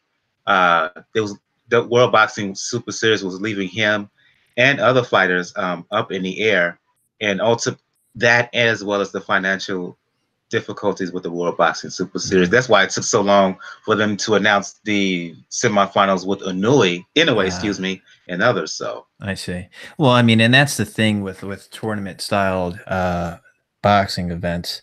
It kind of gives, you know, the promoter, at least the host of those tournaments, kind of really legal. I don't want to say legal right. I mean, because again, it's really all terms on, you know, on what they're actually signing, but you know what actually is compensation until your completion throughout the tournament. So I'd like to actually, you know, maybe look at that maybe myself, really, to see what exactly those specific terms may be. But I mean, it's definitely good at least that he's agreed to come back, because I've always fancied the tournaments in boxing, because it, you know, it assures good fights, and that's really, and especially for this cruiserweight division, it's definitely has been probably one of the best things for the division in a while. So it's good that it at least is going to keep going. I'll go to you on this one, Gus. Your thoughts on this, and your thoughts on the World Boxing Super Series and the financial questions that's been hovering in terms of the actual tournament itself. The overriding issue, Mike, was that win bonuses were not paid. Every fighter had received their purse, but there was delays in executing the win bonuses. So what happened is that Kelly Southland, he works for a company called Camoso. Now that's a joint venture of two Swiss-based companies, holding companies, who are massive in sort of entertainment and media, both all around Europe as well. So they've restructured the company, and a lot of the capital investment is now coming directly from them as opposed to third parties in the Middle East, where originally the bonuses and the majority of the purses were being paid because they've got a separate deal under a different company with a Middle Eastern company. So they've had to restructure. So now all win bonuses, from my understanding, have been paid. Every fighter has been paid. So therefore the tournament can continue. So there really shouldn't be any issues with any of the fighters. I guess they've changed the format of the tournament as well now, in terms of doubling up on the cards, which I think is a very good idea, because that card in Scotland is without doubt the best card in a number of years. Your thoughts on, excuse me for interrupting, your thoughts on Inoue and Rodriguez landing in Scotland? I think it's a fantastic idea, Mike. I think, you know, the Hydro Arena is a large arena. You know, the fighters may have some issues, but we know the capacities have not been have not been as well as they certainly could have. But Inoue is obviously has a majority backing in Japan, and these fights are certainly going to get, you know, quite a widespread audience and a massive domestic audience as well, up to sort of 17, 18 million. So it could have been in Japan, but he, you know, from an interview I saw with Inoue, he has absolutely no problems, you know, in coming to Scotland. His first option was actually to come to the United Kingdom. They were talking the O2 Arena. I think that would have been, may even be better than Scotland. But you know, Josh Taylor and the Cyclone they were promised, you know, the Hydro Arena, so they didn't want to renege on that, you know, on that initial deal. So I don't know, Mike. You know, everybody's you know, jostling for position where they want it, but the fact that we have two cards, you know, simultaneously, Taylor and Baranchik and Inoue and Rodriguez, I think that's the best card from any weight division I've seen in the last number of years. You know, that's pretty much the only card I'm looking forward to. Everything else, I couldn't really give a fuck. You know, Wilder, whatever, Joshua, not even remotely interested. So whoever, I think Josh Taylor, Mike, is by far the best fighter in that 140-pound tournament. I think Regis Prograis will get absolutely annihilated. He's not anywhere on the level of a Josh Taylor, Mike. Nowhere near. I think Josh Taylor could go up to 147. I think he could annihilate all of the 147-pound fighters. I've seen enough of him critically, Mike. Yeah, he's that good, Mike.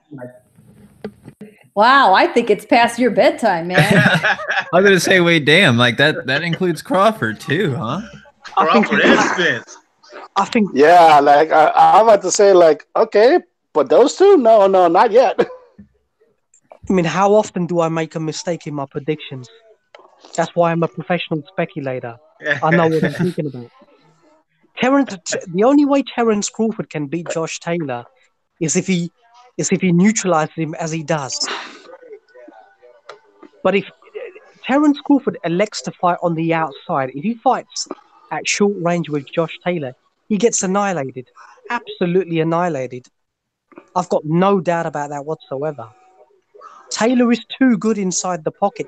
His one problem is his reach. That could be his undoing. But at that sort of range, he's got too much punch variety. He's got too much hand speed. He's got power. He's too good at that range. Fighters will struggle with him. Why would you pick him over Spence? I think Errol Spence is absolutely garbage, Mike. Wow. I think you know the Argentinian who's fighting Erislandy Lara. Yeah. Centennial. He beat Errol Spence in the amateurs. He's very good. Oh my God. You need to go to bed. Okay, so I'm guessing now, Gus. He's very good. I know Centennial is good, yeah, but I'm just not sensitive. Is this coming out because you lost some pounds on Kell Brook versus Errol Spence? Kell Brook was already in the decline when he fought Errol Spence. I talked about it back then anyway. He was already on the decline.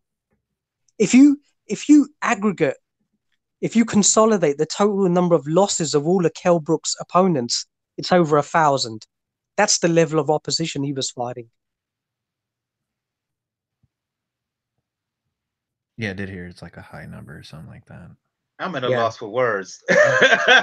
No, there was no. I remember there was at least a distinct post where like they said they racked up like the number of losses that of like from Kell Brook's opponents, and they're like massive. It's ridiculous. Not that I can see why Gus would feel that Taylor is the best at 140 pounds. He's very good. Even beating a Prograis. I'm just not ready to go over and say that he could beat folks at 147 pounds. Thurman, given how he looked in his last fight, yeah. Crawford and Spence, that's something different. That's next level. I'm not ready to give Taylor that mantle. Not yet. Not yet. Not yet. I just think the 147-pound division is garbage, Mike. And I've said it for a long time. I think it needs that impetus. It needs, it needs a Josh Taylor and obviously my guy Shakram Girsov, who's already there. So that's the next generation I'm looking forward to, because the current sort of incumbent crop, some of the most overrated fighters I've ever seen. I still say look out for Boots Ennis, though. Look out for Boots Ennis at 147. Yeah, I've seen a bit of him. Yeah. And you know the best part about Ennis? He's already lost. So he's not going to have to worry about that. Yeah, because I think Boots Ennis out of Philly, I think he's very good. I think he's very, very good. I think he has championship. I think he has a potential to be a world champion, even given the current crop of welterweights out there. If he develops like I think he will, he has a chance to. He's very competitive. He will be very competitive against the top guys at 147. But let's get back into the discussion. Gail, George, this is the decision for Prograis to stay in the World Boxing Super Series tournament, as well as the semifinals that's going to happen April 27th at location to be determined. Unfortunately, Prograis was too far invested into this tournament to drop out. If he ever wants to see his money and get the time he's spent training, preparing, promoting the tournament to pay off, he's already in for it. He's already in. It's not throwing good money after bad. He's got to try to get back the investment. And he darn well knows he's the name draw in that segment of the tournament. So I'm sure there were some hard discussions with the organizers, but it was the right thing to do. Now, what they've done is very smart in putting together also a solid undercard fight from the bantamweight section of the tournament, which could be the fight of the tournament. Tete needs to step it up. To it. He does. He didn't have a good outing, but sometimes it's just an off day. I mean, we've all had off day. Yeah, been an awful couple of fights for him. Well, the last one in particular, but Mike, he still wins. Tete's off day is a lot of guys' best day they've ever had. So he's skated through so far, but a diminished Tete and a fired up Donaire, I mean, that should be for a damned entertaining fight. But this was, thank goodness, this the upper end of the tournament is going to at least keep going through the next round, and they have no way to get a return on their investment until they hold some more fights. I mean, they've got to hold some more fights, try to make some more money and cover their bills and pay their guys. They're stuck. They're sort of stuck moving forward, if that makes sense. They disband and they all go home now. Everybody loses money. I mean, and it's a huge disappointment, and they just can't have it. Quick word on this, George. I actually started out the discussion. I just wanted to actually make the correction. Yeah, you're good. So I just wanted to make the correction. I think Gus had me so said lost cruiserweight earlier. He got me so lost in his thoughts on Taylor. It threw me off. It threw me off. You're good. Why is that, Mike? I mean, I didn't expect that about your thoughts about you thinking so high of Taylor when you said he could beat both Bud and Spence at 147 right now. I don't fault anyone thinking that, at least with moving up, could beat Spence, because again, what keeps Spence really, I mean, if anything, his leverage really is more or less just his size and the fact that we know that he's a weight bully really in this regard here. So I don't I don't think it's so blasphemous for honestly for him to think that. But again, that's again the weight advantage though is something to deal with. So it's just a matter of just how more or less Taylor can deal with it. I think Taylor's an excellent boxer though. So I could fare into that mindset of maybe why that, but definitely not Crawford though. Crawford is a certain standard there that I don't see. I mean it'd be a fucking hell of a match though. I tell you that. It would be a great fight. And that's one I'd be comfortably actually not picking anyone. Let's move on then to preview some fights here. Going back to you guys within the discussion about Josh Taylor. You mentioned Castano, who beat Errol Spence as an amateur. Castano, he's fighting Erislandy Lara. Lara coming back from his loss to Jarrett Hurd. Your thoughts on this fight? Do you think Castano, the Argentinian, does he have a shot to pull off the upset here, what many would consider an upset? Or is Lara just too slick, too much of a mover for the likes of Castano? He's a decent fighter, Mike. Very sort of underknown. From what I've seen of him, and I haven't seen as much as him in the professionals, but I saw a lot of him in the amateurs, and he definitely impressed me. From what I've gauged in looking at some highlights of what he's done since in the professional ranks, he's definitely progressed on as well. So I think he's a very credible challenger. Boxing, we know, is all about timing. Erislandy Lara is definitely at the tail end of his career. He took a beating, although it was a very spirited effort against Jarrett Hurd, but the 11th and the 12th rounds in particular, he took a very bad beating. Absolutely no doubt about it. So we know with fighters who have, on that decline and have taken beatings that, they can age tremendously overnight. So from a speculative point of view, yeah, it could be wise money on the Argentinian. So I'm not sure whether it work out like that. I don't know if it goes on points, whether he's going to have any sort of fair assessment on the cards. I sincerely doubt it. But he definitely has the the ability not only to outbox Erislandy, but I think he's very good at sustained pressure as well. He's a decent counter puncher as well. I'm a little bit concerned whether the styles are going to match up, Mike. I'm not too sure.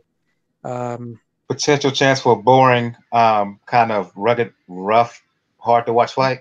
Yeah, it could be. It's very much dependent on Erislandy, Mike.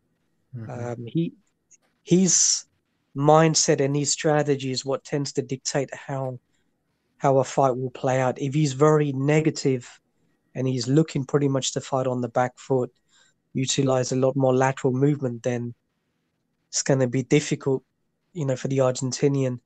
But if Erislandy, plants his feet, he does have, Erislandy, we know it has very good ability. He can fight, in the middle of the ring.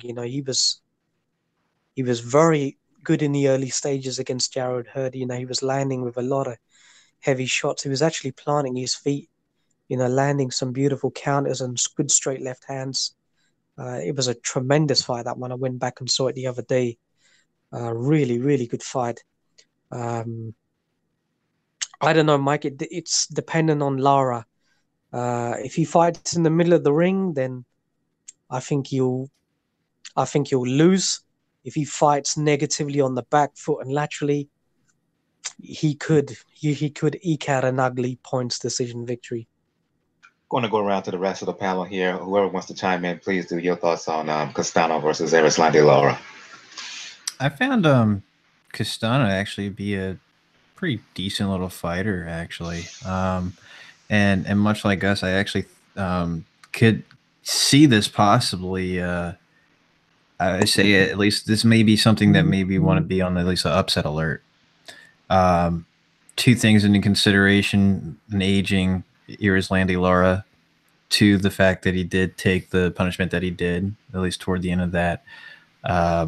Jarrett Hurd fight, so there's also at least something to question on, you know, on what's really left for Erislandy Lara, at least as far as someone that like a fighter in Castano who looks to pretty much be nothing but pressure, and smart pressure too.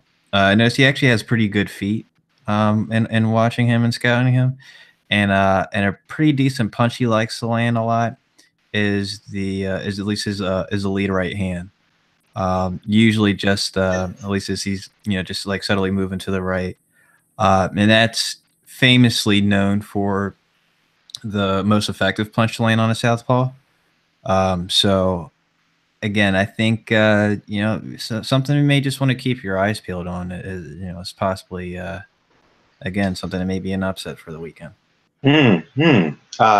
Gail, Daniel, your thoughts? Do you agree with George here? Could we see a possible upset?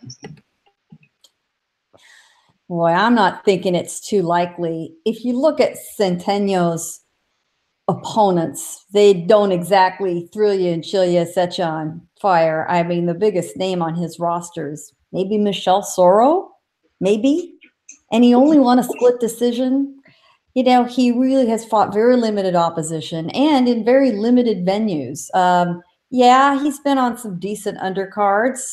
He has appeared in the United States before, mostly on the West Coast, and in fact, entirely on the West Coast in Los Angeles, and then twice in Las Vegas. Yeah, it's a little bit different situation when you are at the Barclays Center in Brooklyn, where everybody is going to be there screaming for Lara. I think it's going to be very tough for him. And if it's anywhere close, you know the cards are going to Lara. Your thoughts, Daniel? Where's this fight again? This fight is in, let me look it up right quick. Venue, Barclays Center. Barclays Center, yeah. Oh, okay. About to say if it's Miami, then I would agree with Gail. But as far as with the cards, but this is going to be the telling of the fight, because again, this is a fight to pretty much to get a chance to rematch Jarrett Hurd. But we have to see how much that fight took away from him. Because think about it, it's a pretty decent layoff that Lara just had after that fight. That tells you he took a pretty decent beating. And like we mentioned, like Gus mentioned, Castano's a pretty good fighter. He's a well-rounded guy, really good amateur, starting to build himself up in the professional ranks. And as much as I like Lara's slickness, as much as I like his boxing skill, I'm going with the upset. Oh, I think the layoff. I think the layoff and the mere fact that you can turn old overnight, and Lara was already an older junior middleweight to begin with, as far as the trajectory of his career. I could see it. I could see Castano taking it. So I hear I hear a sense of upset here. What you was going to say, Gus? What's Lara's unofficial age? Unofficial age. He's Cuban, so we don't know. So Right. So his listed, I think the unofficial age is like in his mid-30s. Unofficial age. Yeah, his listed age is 35. And his listed birthday is that he will turn 36 on April 11th. So he's just shy of his 36th birthday, allegedly. Alleged. And just want to make sure too. He before the fight actually shows up, he's not on any heart medication, is he? No. Remember, he's not a puncher. Allegedly. He's not known for punching. Allegedly, yeah. Allegedly, yes. Erislandy Lara is only allegedly 6 months older than me. Yeah, I'll believe that when I see it. He at least looks his age, like Ortiz, who's everybody knows he's lying about his age. he looks older than he is older than he actually says he is. So, Rigondeaux too. That man. Yeah, and speaking of Luis Ortiz, he's fighting on the undercard of this fight. of this on the undercard. Hammer. Yeah, fighting Christian Hammer. This card is going to be aired on Showtime. For anybody who wants a quick word on that, please. The floor is yours. No interest. Wow. Oh my God! You know, I mean, I just think it's something to be said. I mean, if he wins, then what? What? So, like, who cares? Well, if he wins, well, second, Joe. Well, he at least Ortiz keeps himself in front of the paying fans, and he puts himself in position for those fights where we all say, "Well, who the hell is Joe Joyce supposed to fight next? Who is so and so supposed to fight next?" You know, when these guys at the top find themselves by injury or the calendar or timing getting left without a dance partner, well, guess who's over here? Luis Ortiz. That's why. I would still like to see him fight Dillian White. It Well, won't happen. if Dillian's not doing anything, yeah. If Dillian's not doing anything, yeah. I agree. Dillian White knocks him out. Now, You think here's the Yeah. well, here's the tricky part as well. Go ahead, Daniel. Actually, yeah, here's a tricky part of this as well. This can also keep him in the conversation of a possible Wilder rematch, because now with Fury somehow signing something he did not know he was signing, he put a rematch in jeopardy unless he can actually get Frank Warren and Bob Arum and Al Heyman in the same room and get them together. Because for those who are unaware of what you're speaking of, expound on what you're talking about. Okay, we talked about this. This has happened over the weekend. Tyson Fury signed a deal as a co-promotional deal to be co-promoted by both Frank Warren and Bob Arum for Top Rank, meaning he also became an ESPN Plus fighter. Yes. In the interim, people already automatically assumed that, okay, there's going to be an issue with the networks. There's going to be an issue with Wilder not partnering on the Showtime. But here's the tricky part. Some of the details of that contract came out. The only way Fury's going to get paid is if A, he keeps winning, and B, it has to be against Wilder. It's actually in the contract that he has to rematch Wilder in order to get paid. And apparently Fury didn't even know what he was signing. Frank Warren just presented him in the contract and he just signed it. So now, because of that mess, and because Bob Arum and Al Heyman do business together unless they're forced to, Wilder's technically could be without a dance partner. And we all know that if Luis Ortiz probably would have hit Deontay Wilder 10 or 15 seconds earlier with those shots in that seventh round of their fight, we would have been talking about Luis Ortiz being the WBC heavyweight champion. Mm-hmm. So that keeps him in line where it said, like, okay, I know Brazil's your mandatory, but nobody wants to see that fight. We know Eddie Hearn wants to throw Dillian at you, but no, when it comes to Eddie Hearn, you only want Joshua. So the only pretty much available option is the guy who gave you your toughest test before Fury. Remember, Mike, there's still out there that ultimate plot twist that we talked about on Friday. Yeah. Eddie Hearn just comes in and signs Wilder. The fact that that still remains to me, and I can't get past the fact of just Eddie's. I don't know what it is, but I think that is just a certain idea that he would actually pull off and actually do. Mm. So but George, would it be the same thing where how he signed Ortiz, where he pretty much signed to make sure he never stepped foot in the ring with Anthony Joshua? Well, that's actually that's actually a very good point, because I always wondered actually why that was even signed in the first place if they never even actually linked up in the first place, and now seeing at least where he's even at now. That was never actually their intention. It looks like so. Let's stick on this for a second here. Gus, Gail, Gus, you weren't part of the discussion last week. We talked about the heavyweights. Bringing you into this now. Your reaction to this news, the Fury deal with Aram and ESPN, and Gail, your reaction to what Daniel just disclosed in terms of kind of the devil in the details concerning Fury's contract with Top Rank ESPN. First, you, Gus. The deal, Daniel spoke a little bit about the details now. From my understanding, Frank Warren wasn't involved. It was MTK Global who were in Marbella, Spain.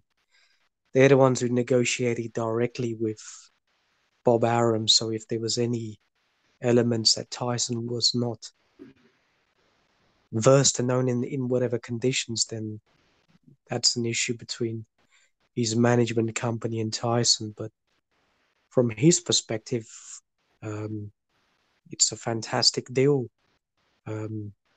He's on a network that potentially has over 200 million, subscribers, as opposed to, an application that is still trying to establish their base in the United States. And we know the numbers at the moment have not been disclosed.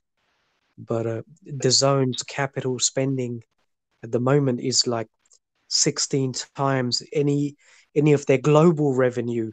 So even if they're raising like 93 million a year in 6 countries, it's, their expected turnover ain't going to reach, their capital investment for a number of years. So it's a very dangerous model at the moment.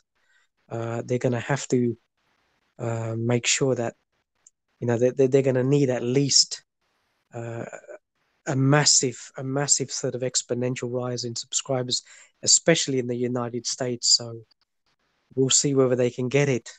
But for Tyson Fury, Mike, why wouldn't look at it from his position now? He fought for the heavyweight championship of the world on a PBC card on Showtime in the United States, and now the general consensus is that he was not a recipient of a correct decision. Everybody's got their opinions, but for those who are wise and pragmatic and know how to score a fight correctly, he definitely won the fight. There's no doubt about that. All of these deluded, nonsensical idiots who just keep reiterating this 2 knockdown rule. Yeah. I've had back and forth with people like that. That was, just because someone scores 2 knockdowns doesn't automatically give them a fight. And there is an historical precedent to back that argument, but go on. But you just have to give them one argument. You just say, Vladimir Klitschko was floored 3 times by Samuel Peter, but who won the decision on the card? So, that pretty much tends to shut them up. So now he's in the position where, he's able to control the terms to a certain extent. The fight with him and Wilder pretty much has to be on ESPN. Now, they're not going to pay him that amount of money unless it is top-level opponents. And Tyson Fury has recently stated on camera that his next opponent, for him personally, if it's his sort of proclivity, is Deontay Wilder. He doesn't want anybody else. And historically, that's correct, Mike, because he's a man who can't get motivated unless it's a top-level opponent. We've seen it in the past, what happens to him. He's not going to wait around, for the likes of Joshua and Wilder in 2 or 3 fights down the line. It has to be either one of them next, or so. ESPN now have proposed a deal to Deontay Wilder. From what I've heard, it's a tremendous deal. According to sort of Bob Arum, no reason why that deal cannot be structured. I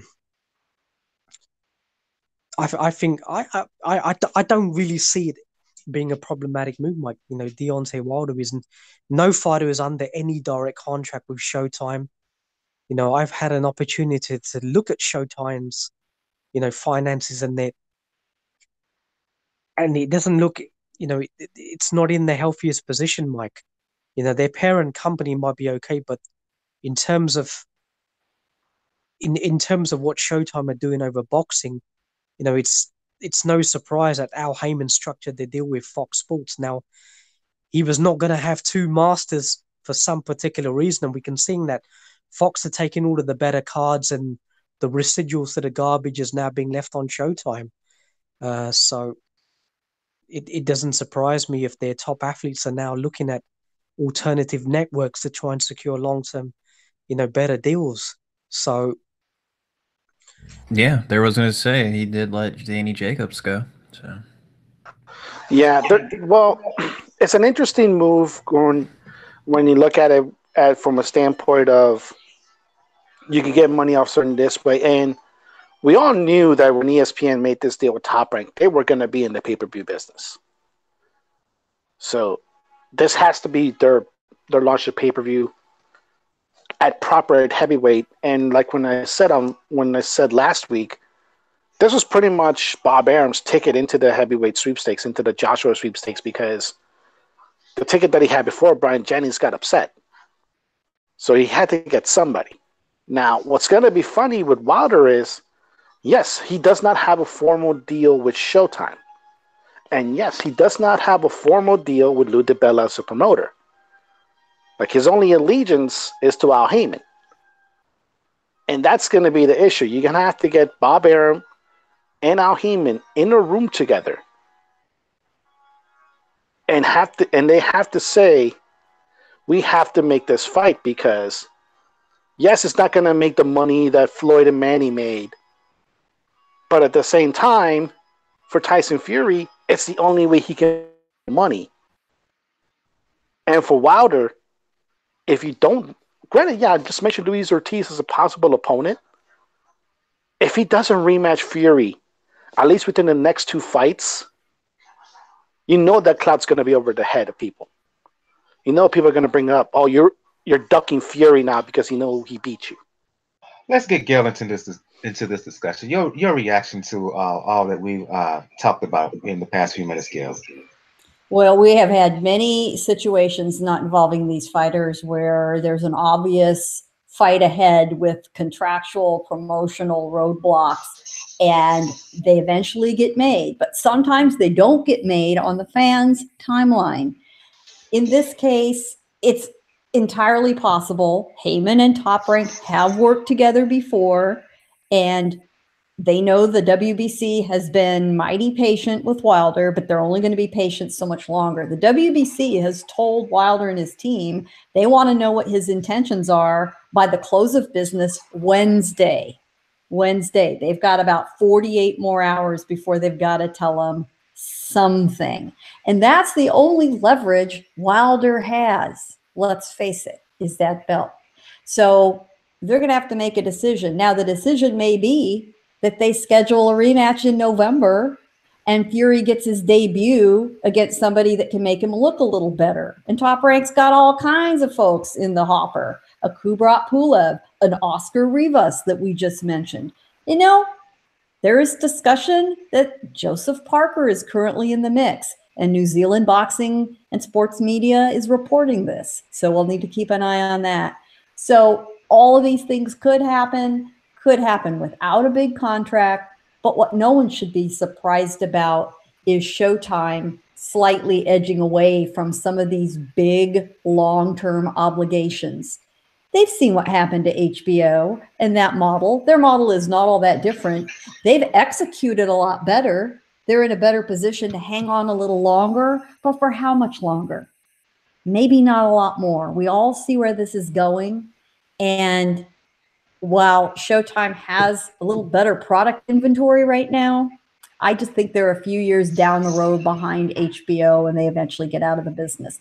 And it'll be a shame. And I hope some of their top talent, both in front of the camera and behind the camera, gets picked up elsewhere, as has happened with a lot of the folks from HBO have gone to DAZN, including a lot of the production staff that the fans don't know, but see their work every time they watch a fight. Say Max Kellerman now on ESPN. We knew that Speaking, was going to happen. So I think we will see the clouds clear up, and maybe in not expected ways in the next 48 hours. I'm not sure we're going to see a fight by May. I think we're going to see it in the fall. speaking of Showtime, this is kind of indirectly involved.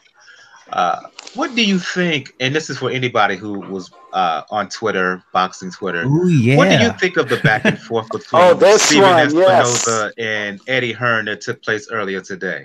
Well, for those who are listening or will listen but don't know, basically there was back and forth exchange between the two in terms of a proposed bout between Deontay Wilder and Anthony Joshua. Whether the $50 million was really in play, was there really a contract sent between either party? Just your reaction to to that back and forth exchange between the two. I mean, the main point I think that really was at least the best highlight out of that was the fact that he actually even went to the point as to why pretty much they separated with Anthony Joshua because that was a 3-fight deal between Showtime and Lacey and Anthony Joshua. I believe it was through Sky Sports at the time. And pretty much just put it all out there. Like, look, you guys were losing money. You guys didn't have the money in the first place. And even with that, I mean, it was just kind of funny how it even started, just because it was almost it was just like some random guy that Spinoza probably thought that no one was really going to pay attention to, and it really just got dragged out and really made Spinoza look the worst. And Showtime does not look the better really out of any of this. Yeah, that was a very interesting back and forth. And the main thing about it is it's two politicians taking their position, and the people that already believe they're politicians are gonna not believe the other guy. The people that believe Barry Hearn wholeheartedly, they're going to believe what he says. People that believe Espinosa are going to believe what he says. What this probably does show is that there is a lot of bitterness between them, mainly because of that split between Anthony Joshua into it. And ultimately, it's going to lead to what Gail mentioned, to Showtime getting out of the boxing business just like HBO did. And it's mainly because Showtime as a network, it's kind of doing the same thing that HBO did, where when HBO threw a whole bunch of money at Bill Simmons, Showtime threw a whole bunch of money at Deuces Zamero. They just went a different avenue. Instead of sports, they just went to late night entertainment. And good thing for Gail, luckily, like I said, a lot of the talents has already been picked up. Marvin Ronaldo, you already know he has a home in NXT and the WWE. Like, they're gonna make sure they're gonna keep him and it'll no longer interfere with his boxing schedule. I hope so. He's the best commentator in wrestling there is, man. Yeah, well, he should have been the heir apparent to JR Michael Cole, but we kind of know what happened. And in that sense, Paulie Malignaggi, he can have a good career both as a commentator or he can start learning a little bit like what we're watching right now, Show Extreme. Learn how to be a trainer a little bit. I was going to say he was given some sound advice. It was just a lack of execution on DeGale's part. Yeah, and if you can tell, like, the way Malignaggi speaks, like, he knows what he's doing. Like, he knows how to translate it pretty well. So that may be his avenue into him, because he may be the thing that breaks. He may be the guy that brings a lot of that Brooklyn Italian boxing back to the Northeastern area. And Al Bernstein, it doesn't matter where he goes, but he has a podcast. He can go anywhere he wants, and he'll be respected no matter what. Yeah, Hall of Famer. Doesn't matter what he is. So they're all pretty set. The main thing is going to be, though, when it comes into it, what's going to what is gonna be the breaking point for Showtime? Are they just gonna be a network that when they do boxing, it's only gonna be like a Showbox International card and pay-per-views? Or are they gonna try to just be Showbox? You know what I really wish? I wish they would do. I wish they would just change the dynamic of pay-per-view, where really pay-per-view really just turned it out to just be either HBO or Showtime events. So whereas the premium or like your boxing after dark type of events, or you're just a championship fight that's just not pay-per-view status, could be the ESPN Plus or DAZN fight, and then the high quality fight really just be Showtime and HBO. I wish it would just be that dynamic instead. Considering you're paying for the subscription anyway. Well, the problem is those two networks build up such a good history just having regular fights in general. Unfortunately, what happened is the pay-per-view market just ballooned in an extremely short period of time. Yeah. Where it's become unsustainable. Like when one of the companies whose lifeblood was pay-per-views, like I mentioned, WWE, that was their lifeblood for a while.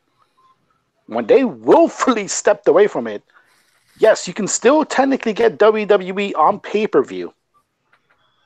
But when you make an offer, when you tell your fans and potential subscribers, hey, you can sign up for a network for $9.99 and we'll give you pay-per-views away. Yeah. We'll give you WrestleMania for $9.99. That pretty much tells you a company that pay-per-view was its lifeblood has now become streaming and regular TV contracts. That's unfortunately what's going to happen with boxing. It's become unsustainable, and a lot of it has to do with the fact that when the best try to fight their best, unfortunately at this stage, they're either not at their prime at one of the ends, or two, it's become a plain cash grab. Case in point, Mayweather-Pacquiao. Truly, it's amazing to see just how pivotal that fight still tends to be. The further removed we end up being from it. If you heard about the back and forth between Espinosa and Hearn, Gus, your quick reaction to it. Stephen Espinosa, his conduct, Mike, for a senior controller of a listed company, to be exposed quite literally as a professional liar, it is shocking. But it's sort of intrinsically linked, obviously, to this whole protracted saga regarding this 50 million.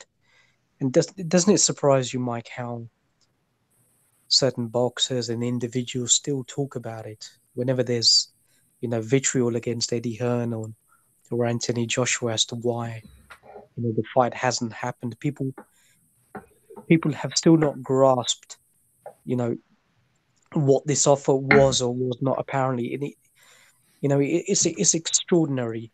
The Financial Times and certain other major newspapers, they interviewed, British Telecom Sports, senior executives about that.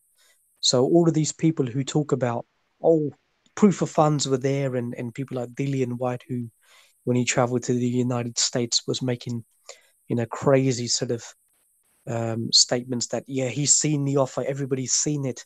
Now, BT Sports, who weren't listed, their names weren't disclosed on the original offer that was submitted to Eddie Hearn. So when they were interviewed, they never even said that the funds were even there. They indicated that they wanted the potential wanting, but that was it. There was nothing concrete decided. So the whole 50 million was just a complete load of rubbish. There was no validity to it. It could have, well, technically it could have happened, but if a fighter is directly under contract with one network, and Anthony is directly signed with Sky box office. That's his deal. It's not Eddie Hearn and box office. It's Anthony Joshua and Sky Sports box office. When Joshua fights, it's actually Eddie Hearn who actually signs the contract with his opponent, but it's Eddie. So the structure people don't even really understand in boxing. Now, if a fighter is under contract with one particular network and he was re-upping it when this deal was happening, so it wasn't the case that his contract had expired and he was renegotiated. No, he was extending his contract. So he was always under contract. So if technically Eddie Hearn had even agreed to the financial terms and it subsequently transpired in the contract, now what would have happened? Sky Broadcasting Corporation would have taken out a legal injunction to even stop the fight from even happening. Or if Anthony Joshua if the fight somehow took place and Joshua was paid his 50 million purse, there would have been a legal petition at some district court in the United Kingdom. Joshua's purse would have been seized and he would have been fined for being in breach of contract. And speaking to a lawyer, he probably would have ended up paying about £10 million in damages and legal fees. So that's what the Wilder camp knew. So it was all a smear campaign, a well conceived, a well disguised plan, which had some elements of validity to it, but in total it couldn't have transpired for the reasons I've sort of set out. But Joshua in that didn't do himself any favors in time in sort of explaining what a rights issue is. It's effectively like a price option, what they use in derivatives. So you're selling it on the basis of the strength of something, but you don't yet have the deal in place. So it's not from my work on sort of in the past on contracts, it's not something that they tend to use in boxing. They don't tend to use those sort of options in that sort of structure. So and we knew it was all rubbish when the manager is not prepared to substantiate an offer in the form of a legally binding contract and disclose who the financial beneficiaries are, then you know it's rubbish. But still, you have a lot of these major channels who turn up the press conferences, like the old EBC and Blue Bloods and the Boxing Voice, who just keep reiterating on something they have absolutely no understanding whatsoever. It just really, it really just makes you think that whoever was squirting the water on these guys, I really wish it was a paraffin and a match, Let's move on to talk about one more fight before we start to cap things off. I want to thank Gail for joining us. He had to leave early, other obligations. We talked about this guy, this heavyweight, up-and-coming heavyweight, a little bit last week. I want to give Daniel the floor to talk about this fighter now, fighter by the name of Junior Fa, Kiwi from New Zealand. He's fighting this weekend in Columbus, Ohio, fighting a fighter by the name of Outah. First time talking about Junior Fa here on Pound for Pound Boxing Report. Daniel, give some insight in terms of Junior Fa, who he is, his background, what kind of potential you think he has. Junior Fa's an interesting character a little bit. He's only been active for about 2 or 3 years, but he's already 16-0. So he has been very, very active. And he's known pretty good in the New Zealand amateurs. I think he holds at least 1 or 2 victories over Joseph Parker in the amateurs. And he's doing things now where he's doing something that Joseph Parker probably should have done earlier, which is branch out into the States. The last 2 or 3 fights have been in the United States, but it haven't been big fights. They've been on Showbox. And he has power. He does have good fundamentals. The main thing's got to be he has to get some rounds in.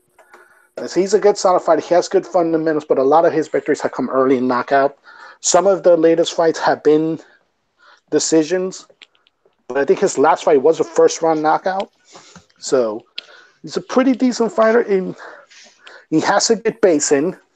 And if he can beat somebody like Joseph Parker, even now at this stage, early on in the career, he had pretty good stock, and he's pretty much taken Joseph Parker's place as the guy from New Zealand who's looked at and will likely try to be a credible champion and possibly a credible challenger to Anthony Joshua and Deontay Wilder. George, Gus, if you have any further insight on Junior Fa, please provide now. None added, my friend. Have you seen him fight, Gus? Yeah, he's another former victim of Alexander Usyk, Mike. Joyce and Junior Fa as well. He's not elite, Mike. He can be outboxed, certainly on that sixpence if a fighter has mobility, punch reflexes, his movement, his defense is not very good, Mike.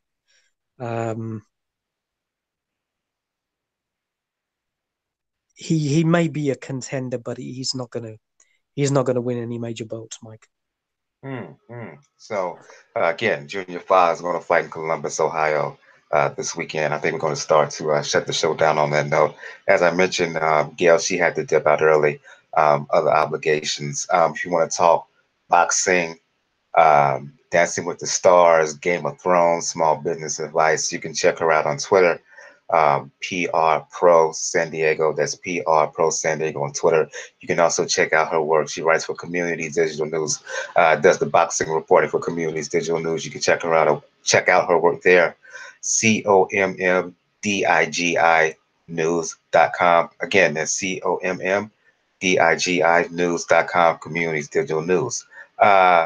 George from Hands of Fire Boxing. For those who want to talk to Sweet Science or anything else, let the folks know where they can find you. Yes, you can subscribe. Georgie Dan here, I believe, is at least under my Facebook.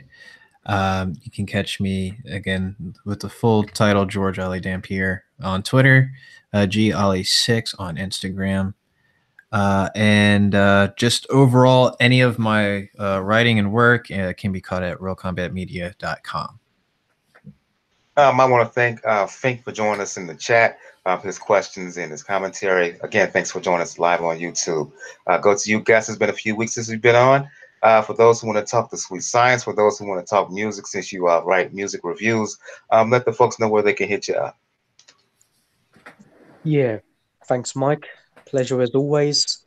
Yeah, I've been away from boxing for a little while, but I'm back to constructing some videos, so folks can get me on YouTube. I've got a channel called Corruption in Boxing. I'm going to try and be a little bit more active. I want to do a major, at least an hour breakdown of both the World Boxing Super Series, semi-finals, look at all of the strengths and weaknesses, try and give some accurate predictions and some speculations, sort of odds from around the world as well, for all those guys looking to make some money as well. Last but certainly not least, Daniel from the Inscriber. For those who want to talk boxing, for those who want to talk the NBA, especially when it comes to the Miami Heat, let the folks know where they can hit you up. So you can find me on Twitter, Rockets99. You can find my show at 4boxings.com and on SoundCloud with the good folks at 4boxings.com, Joe and Francis. And like I said, I'm expanding a little bit. Like I started getting into wrestling as well with the Instagram magazine, and be a lookout because I think it's going to be on Tuesday or Wednesday when we're going to talk about this card coming up. And I just thought of a decent idea actually for DAZN to try to get a whole crap load of subscribers. Go ahead. Get AEW. Call them up. Call Cody Rhodes up. Wow. And offer him a deal. You'll get subscribers quickly if you offer that. Yeah, they've heard about that. TNT, though. Yeah. If you like what you've heard, particularly live on YouTube, please hit that like button on YouTube. Please hit the subscribe button on YouTube. Subscribe to us on iTunes and SoundCloud as well. We'd love to hear see a review from you on iTunes. That would really help us out.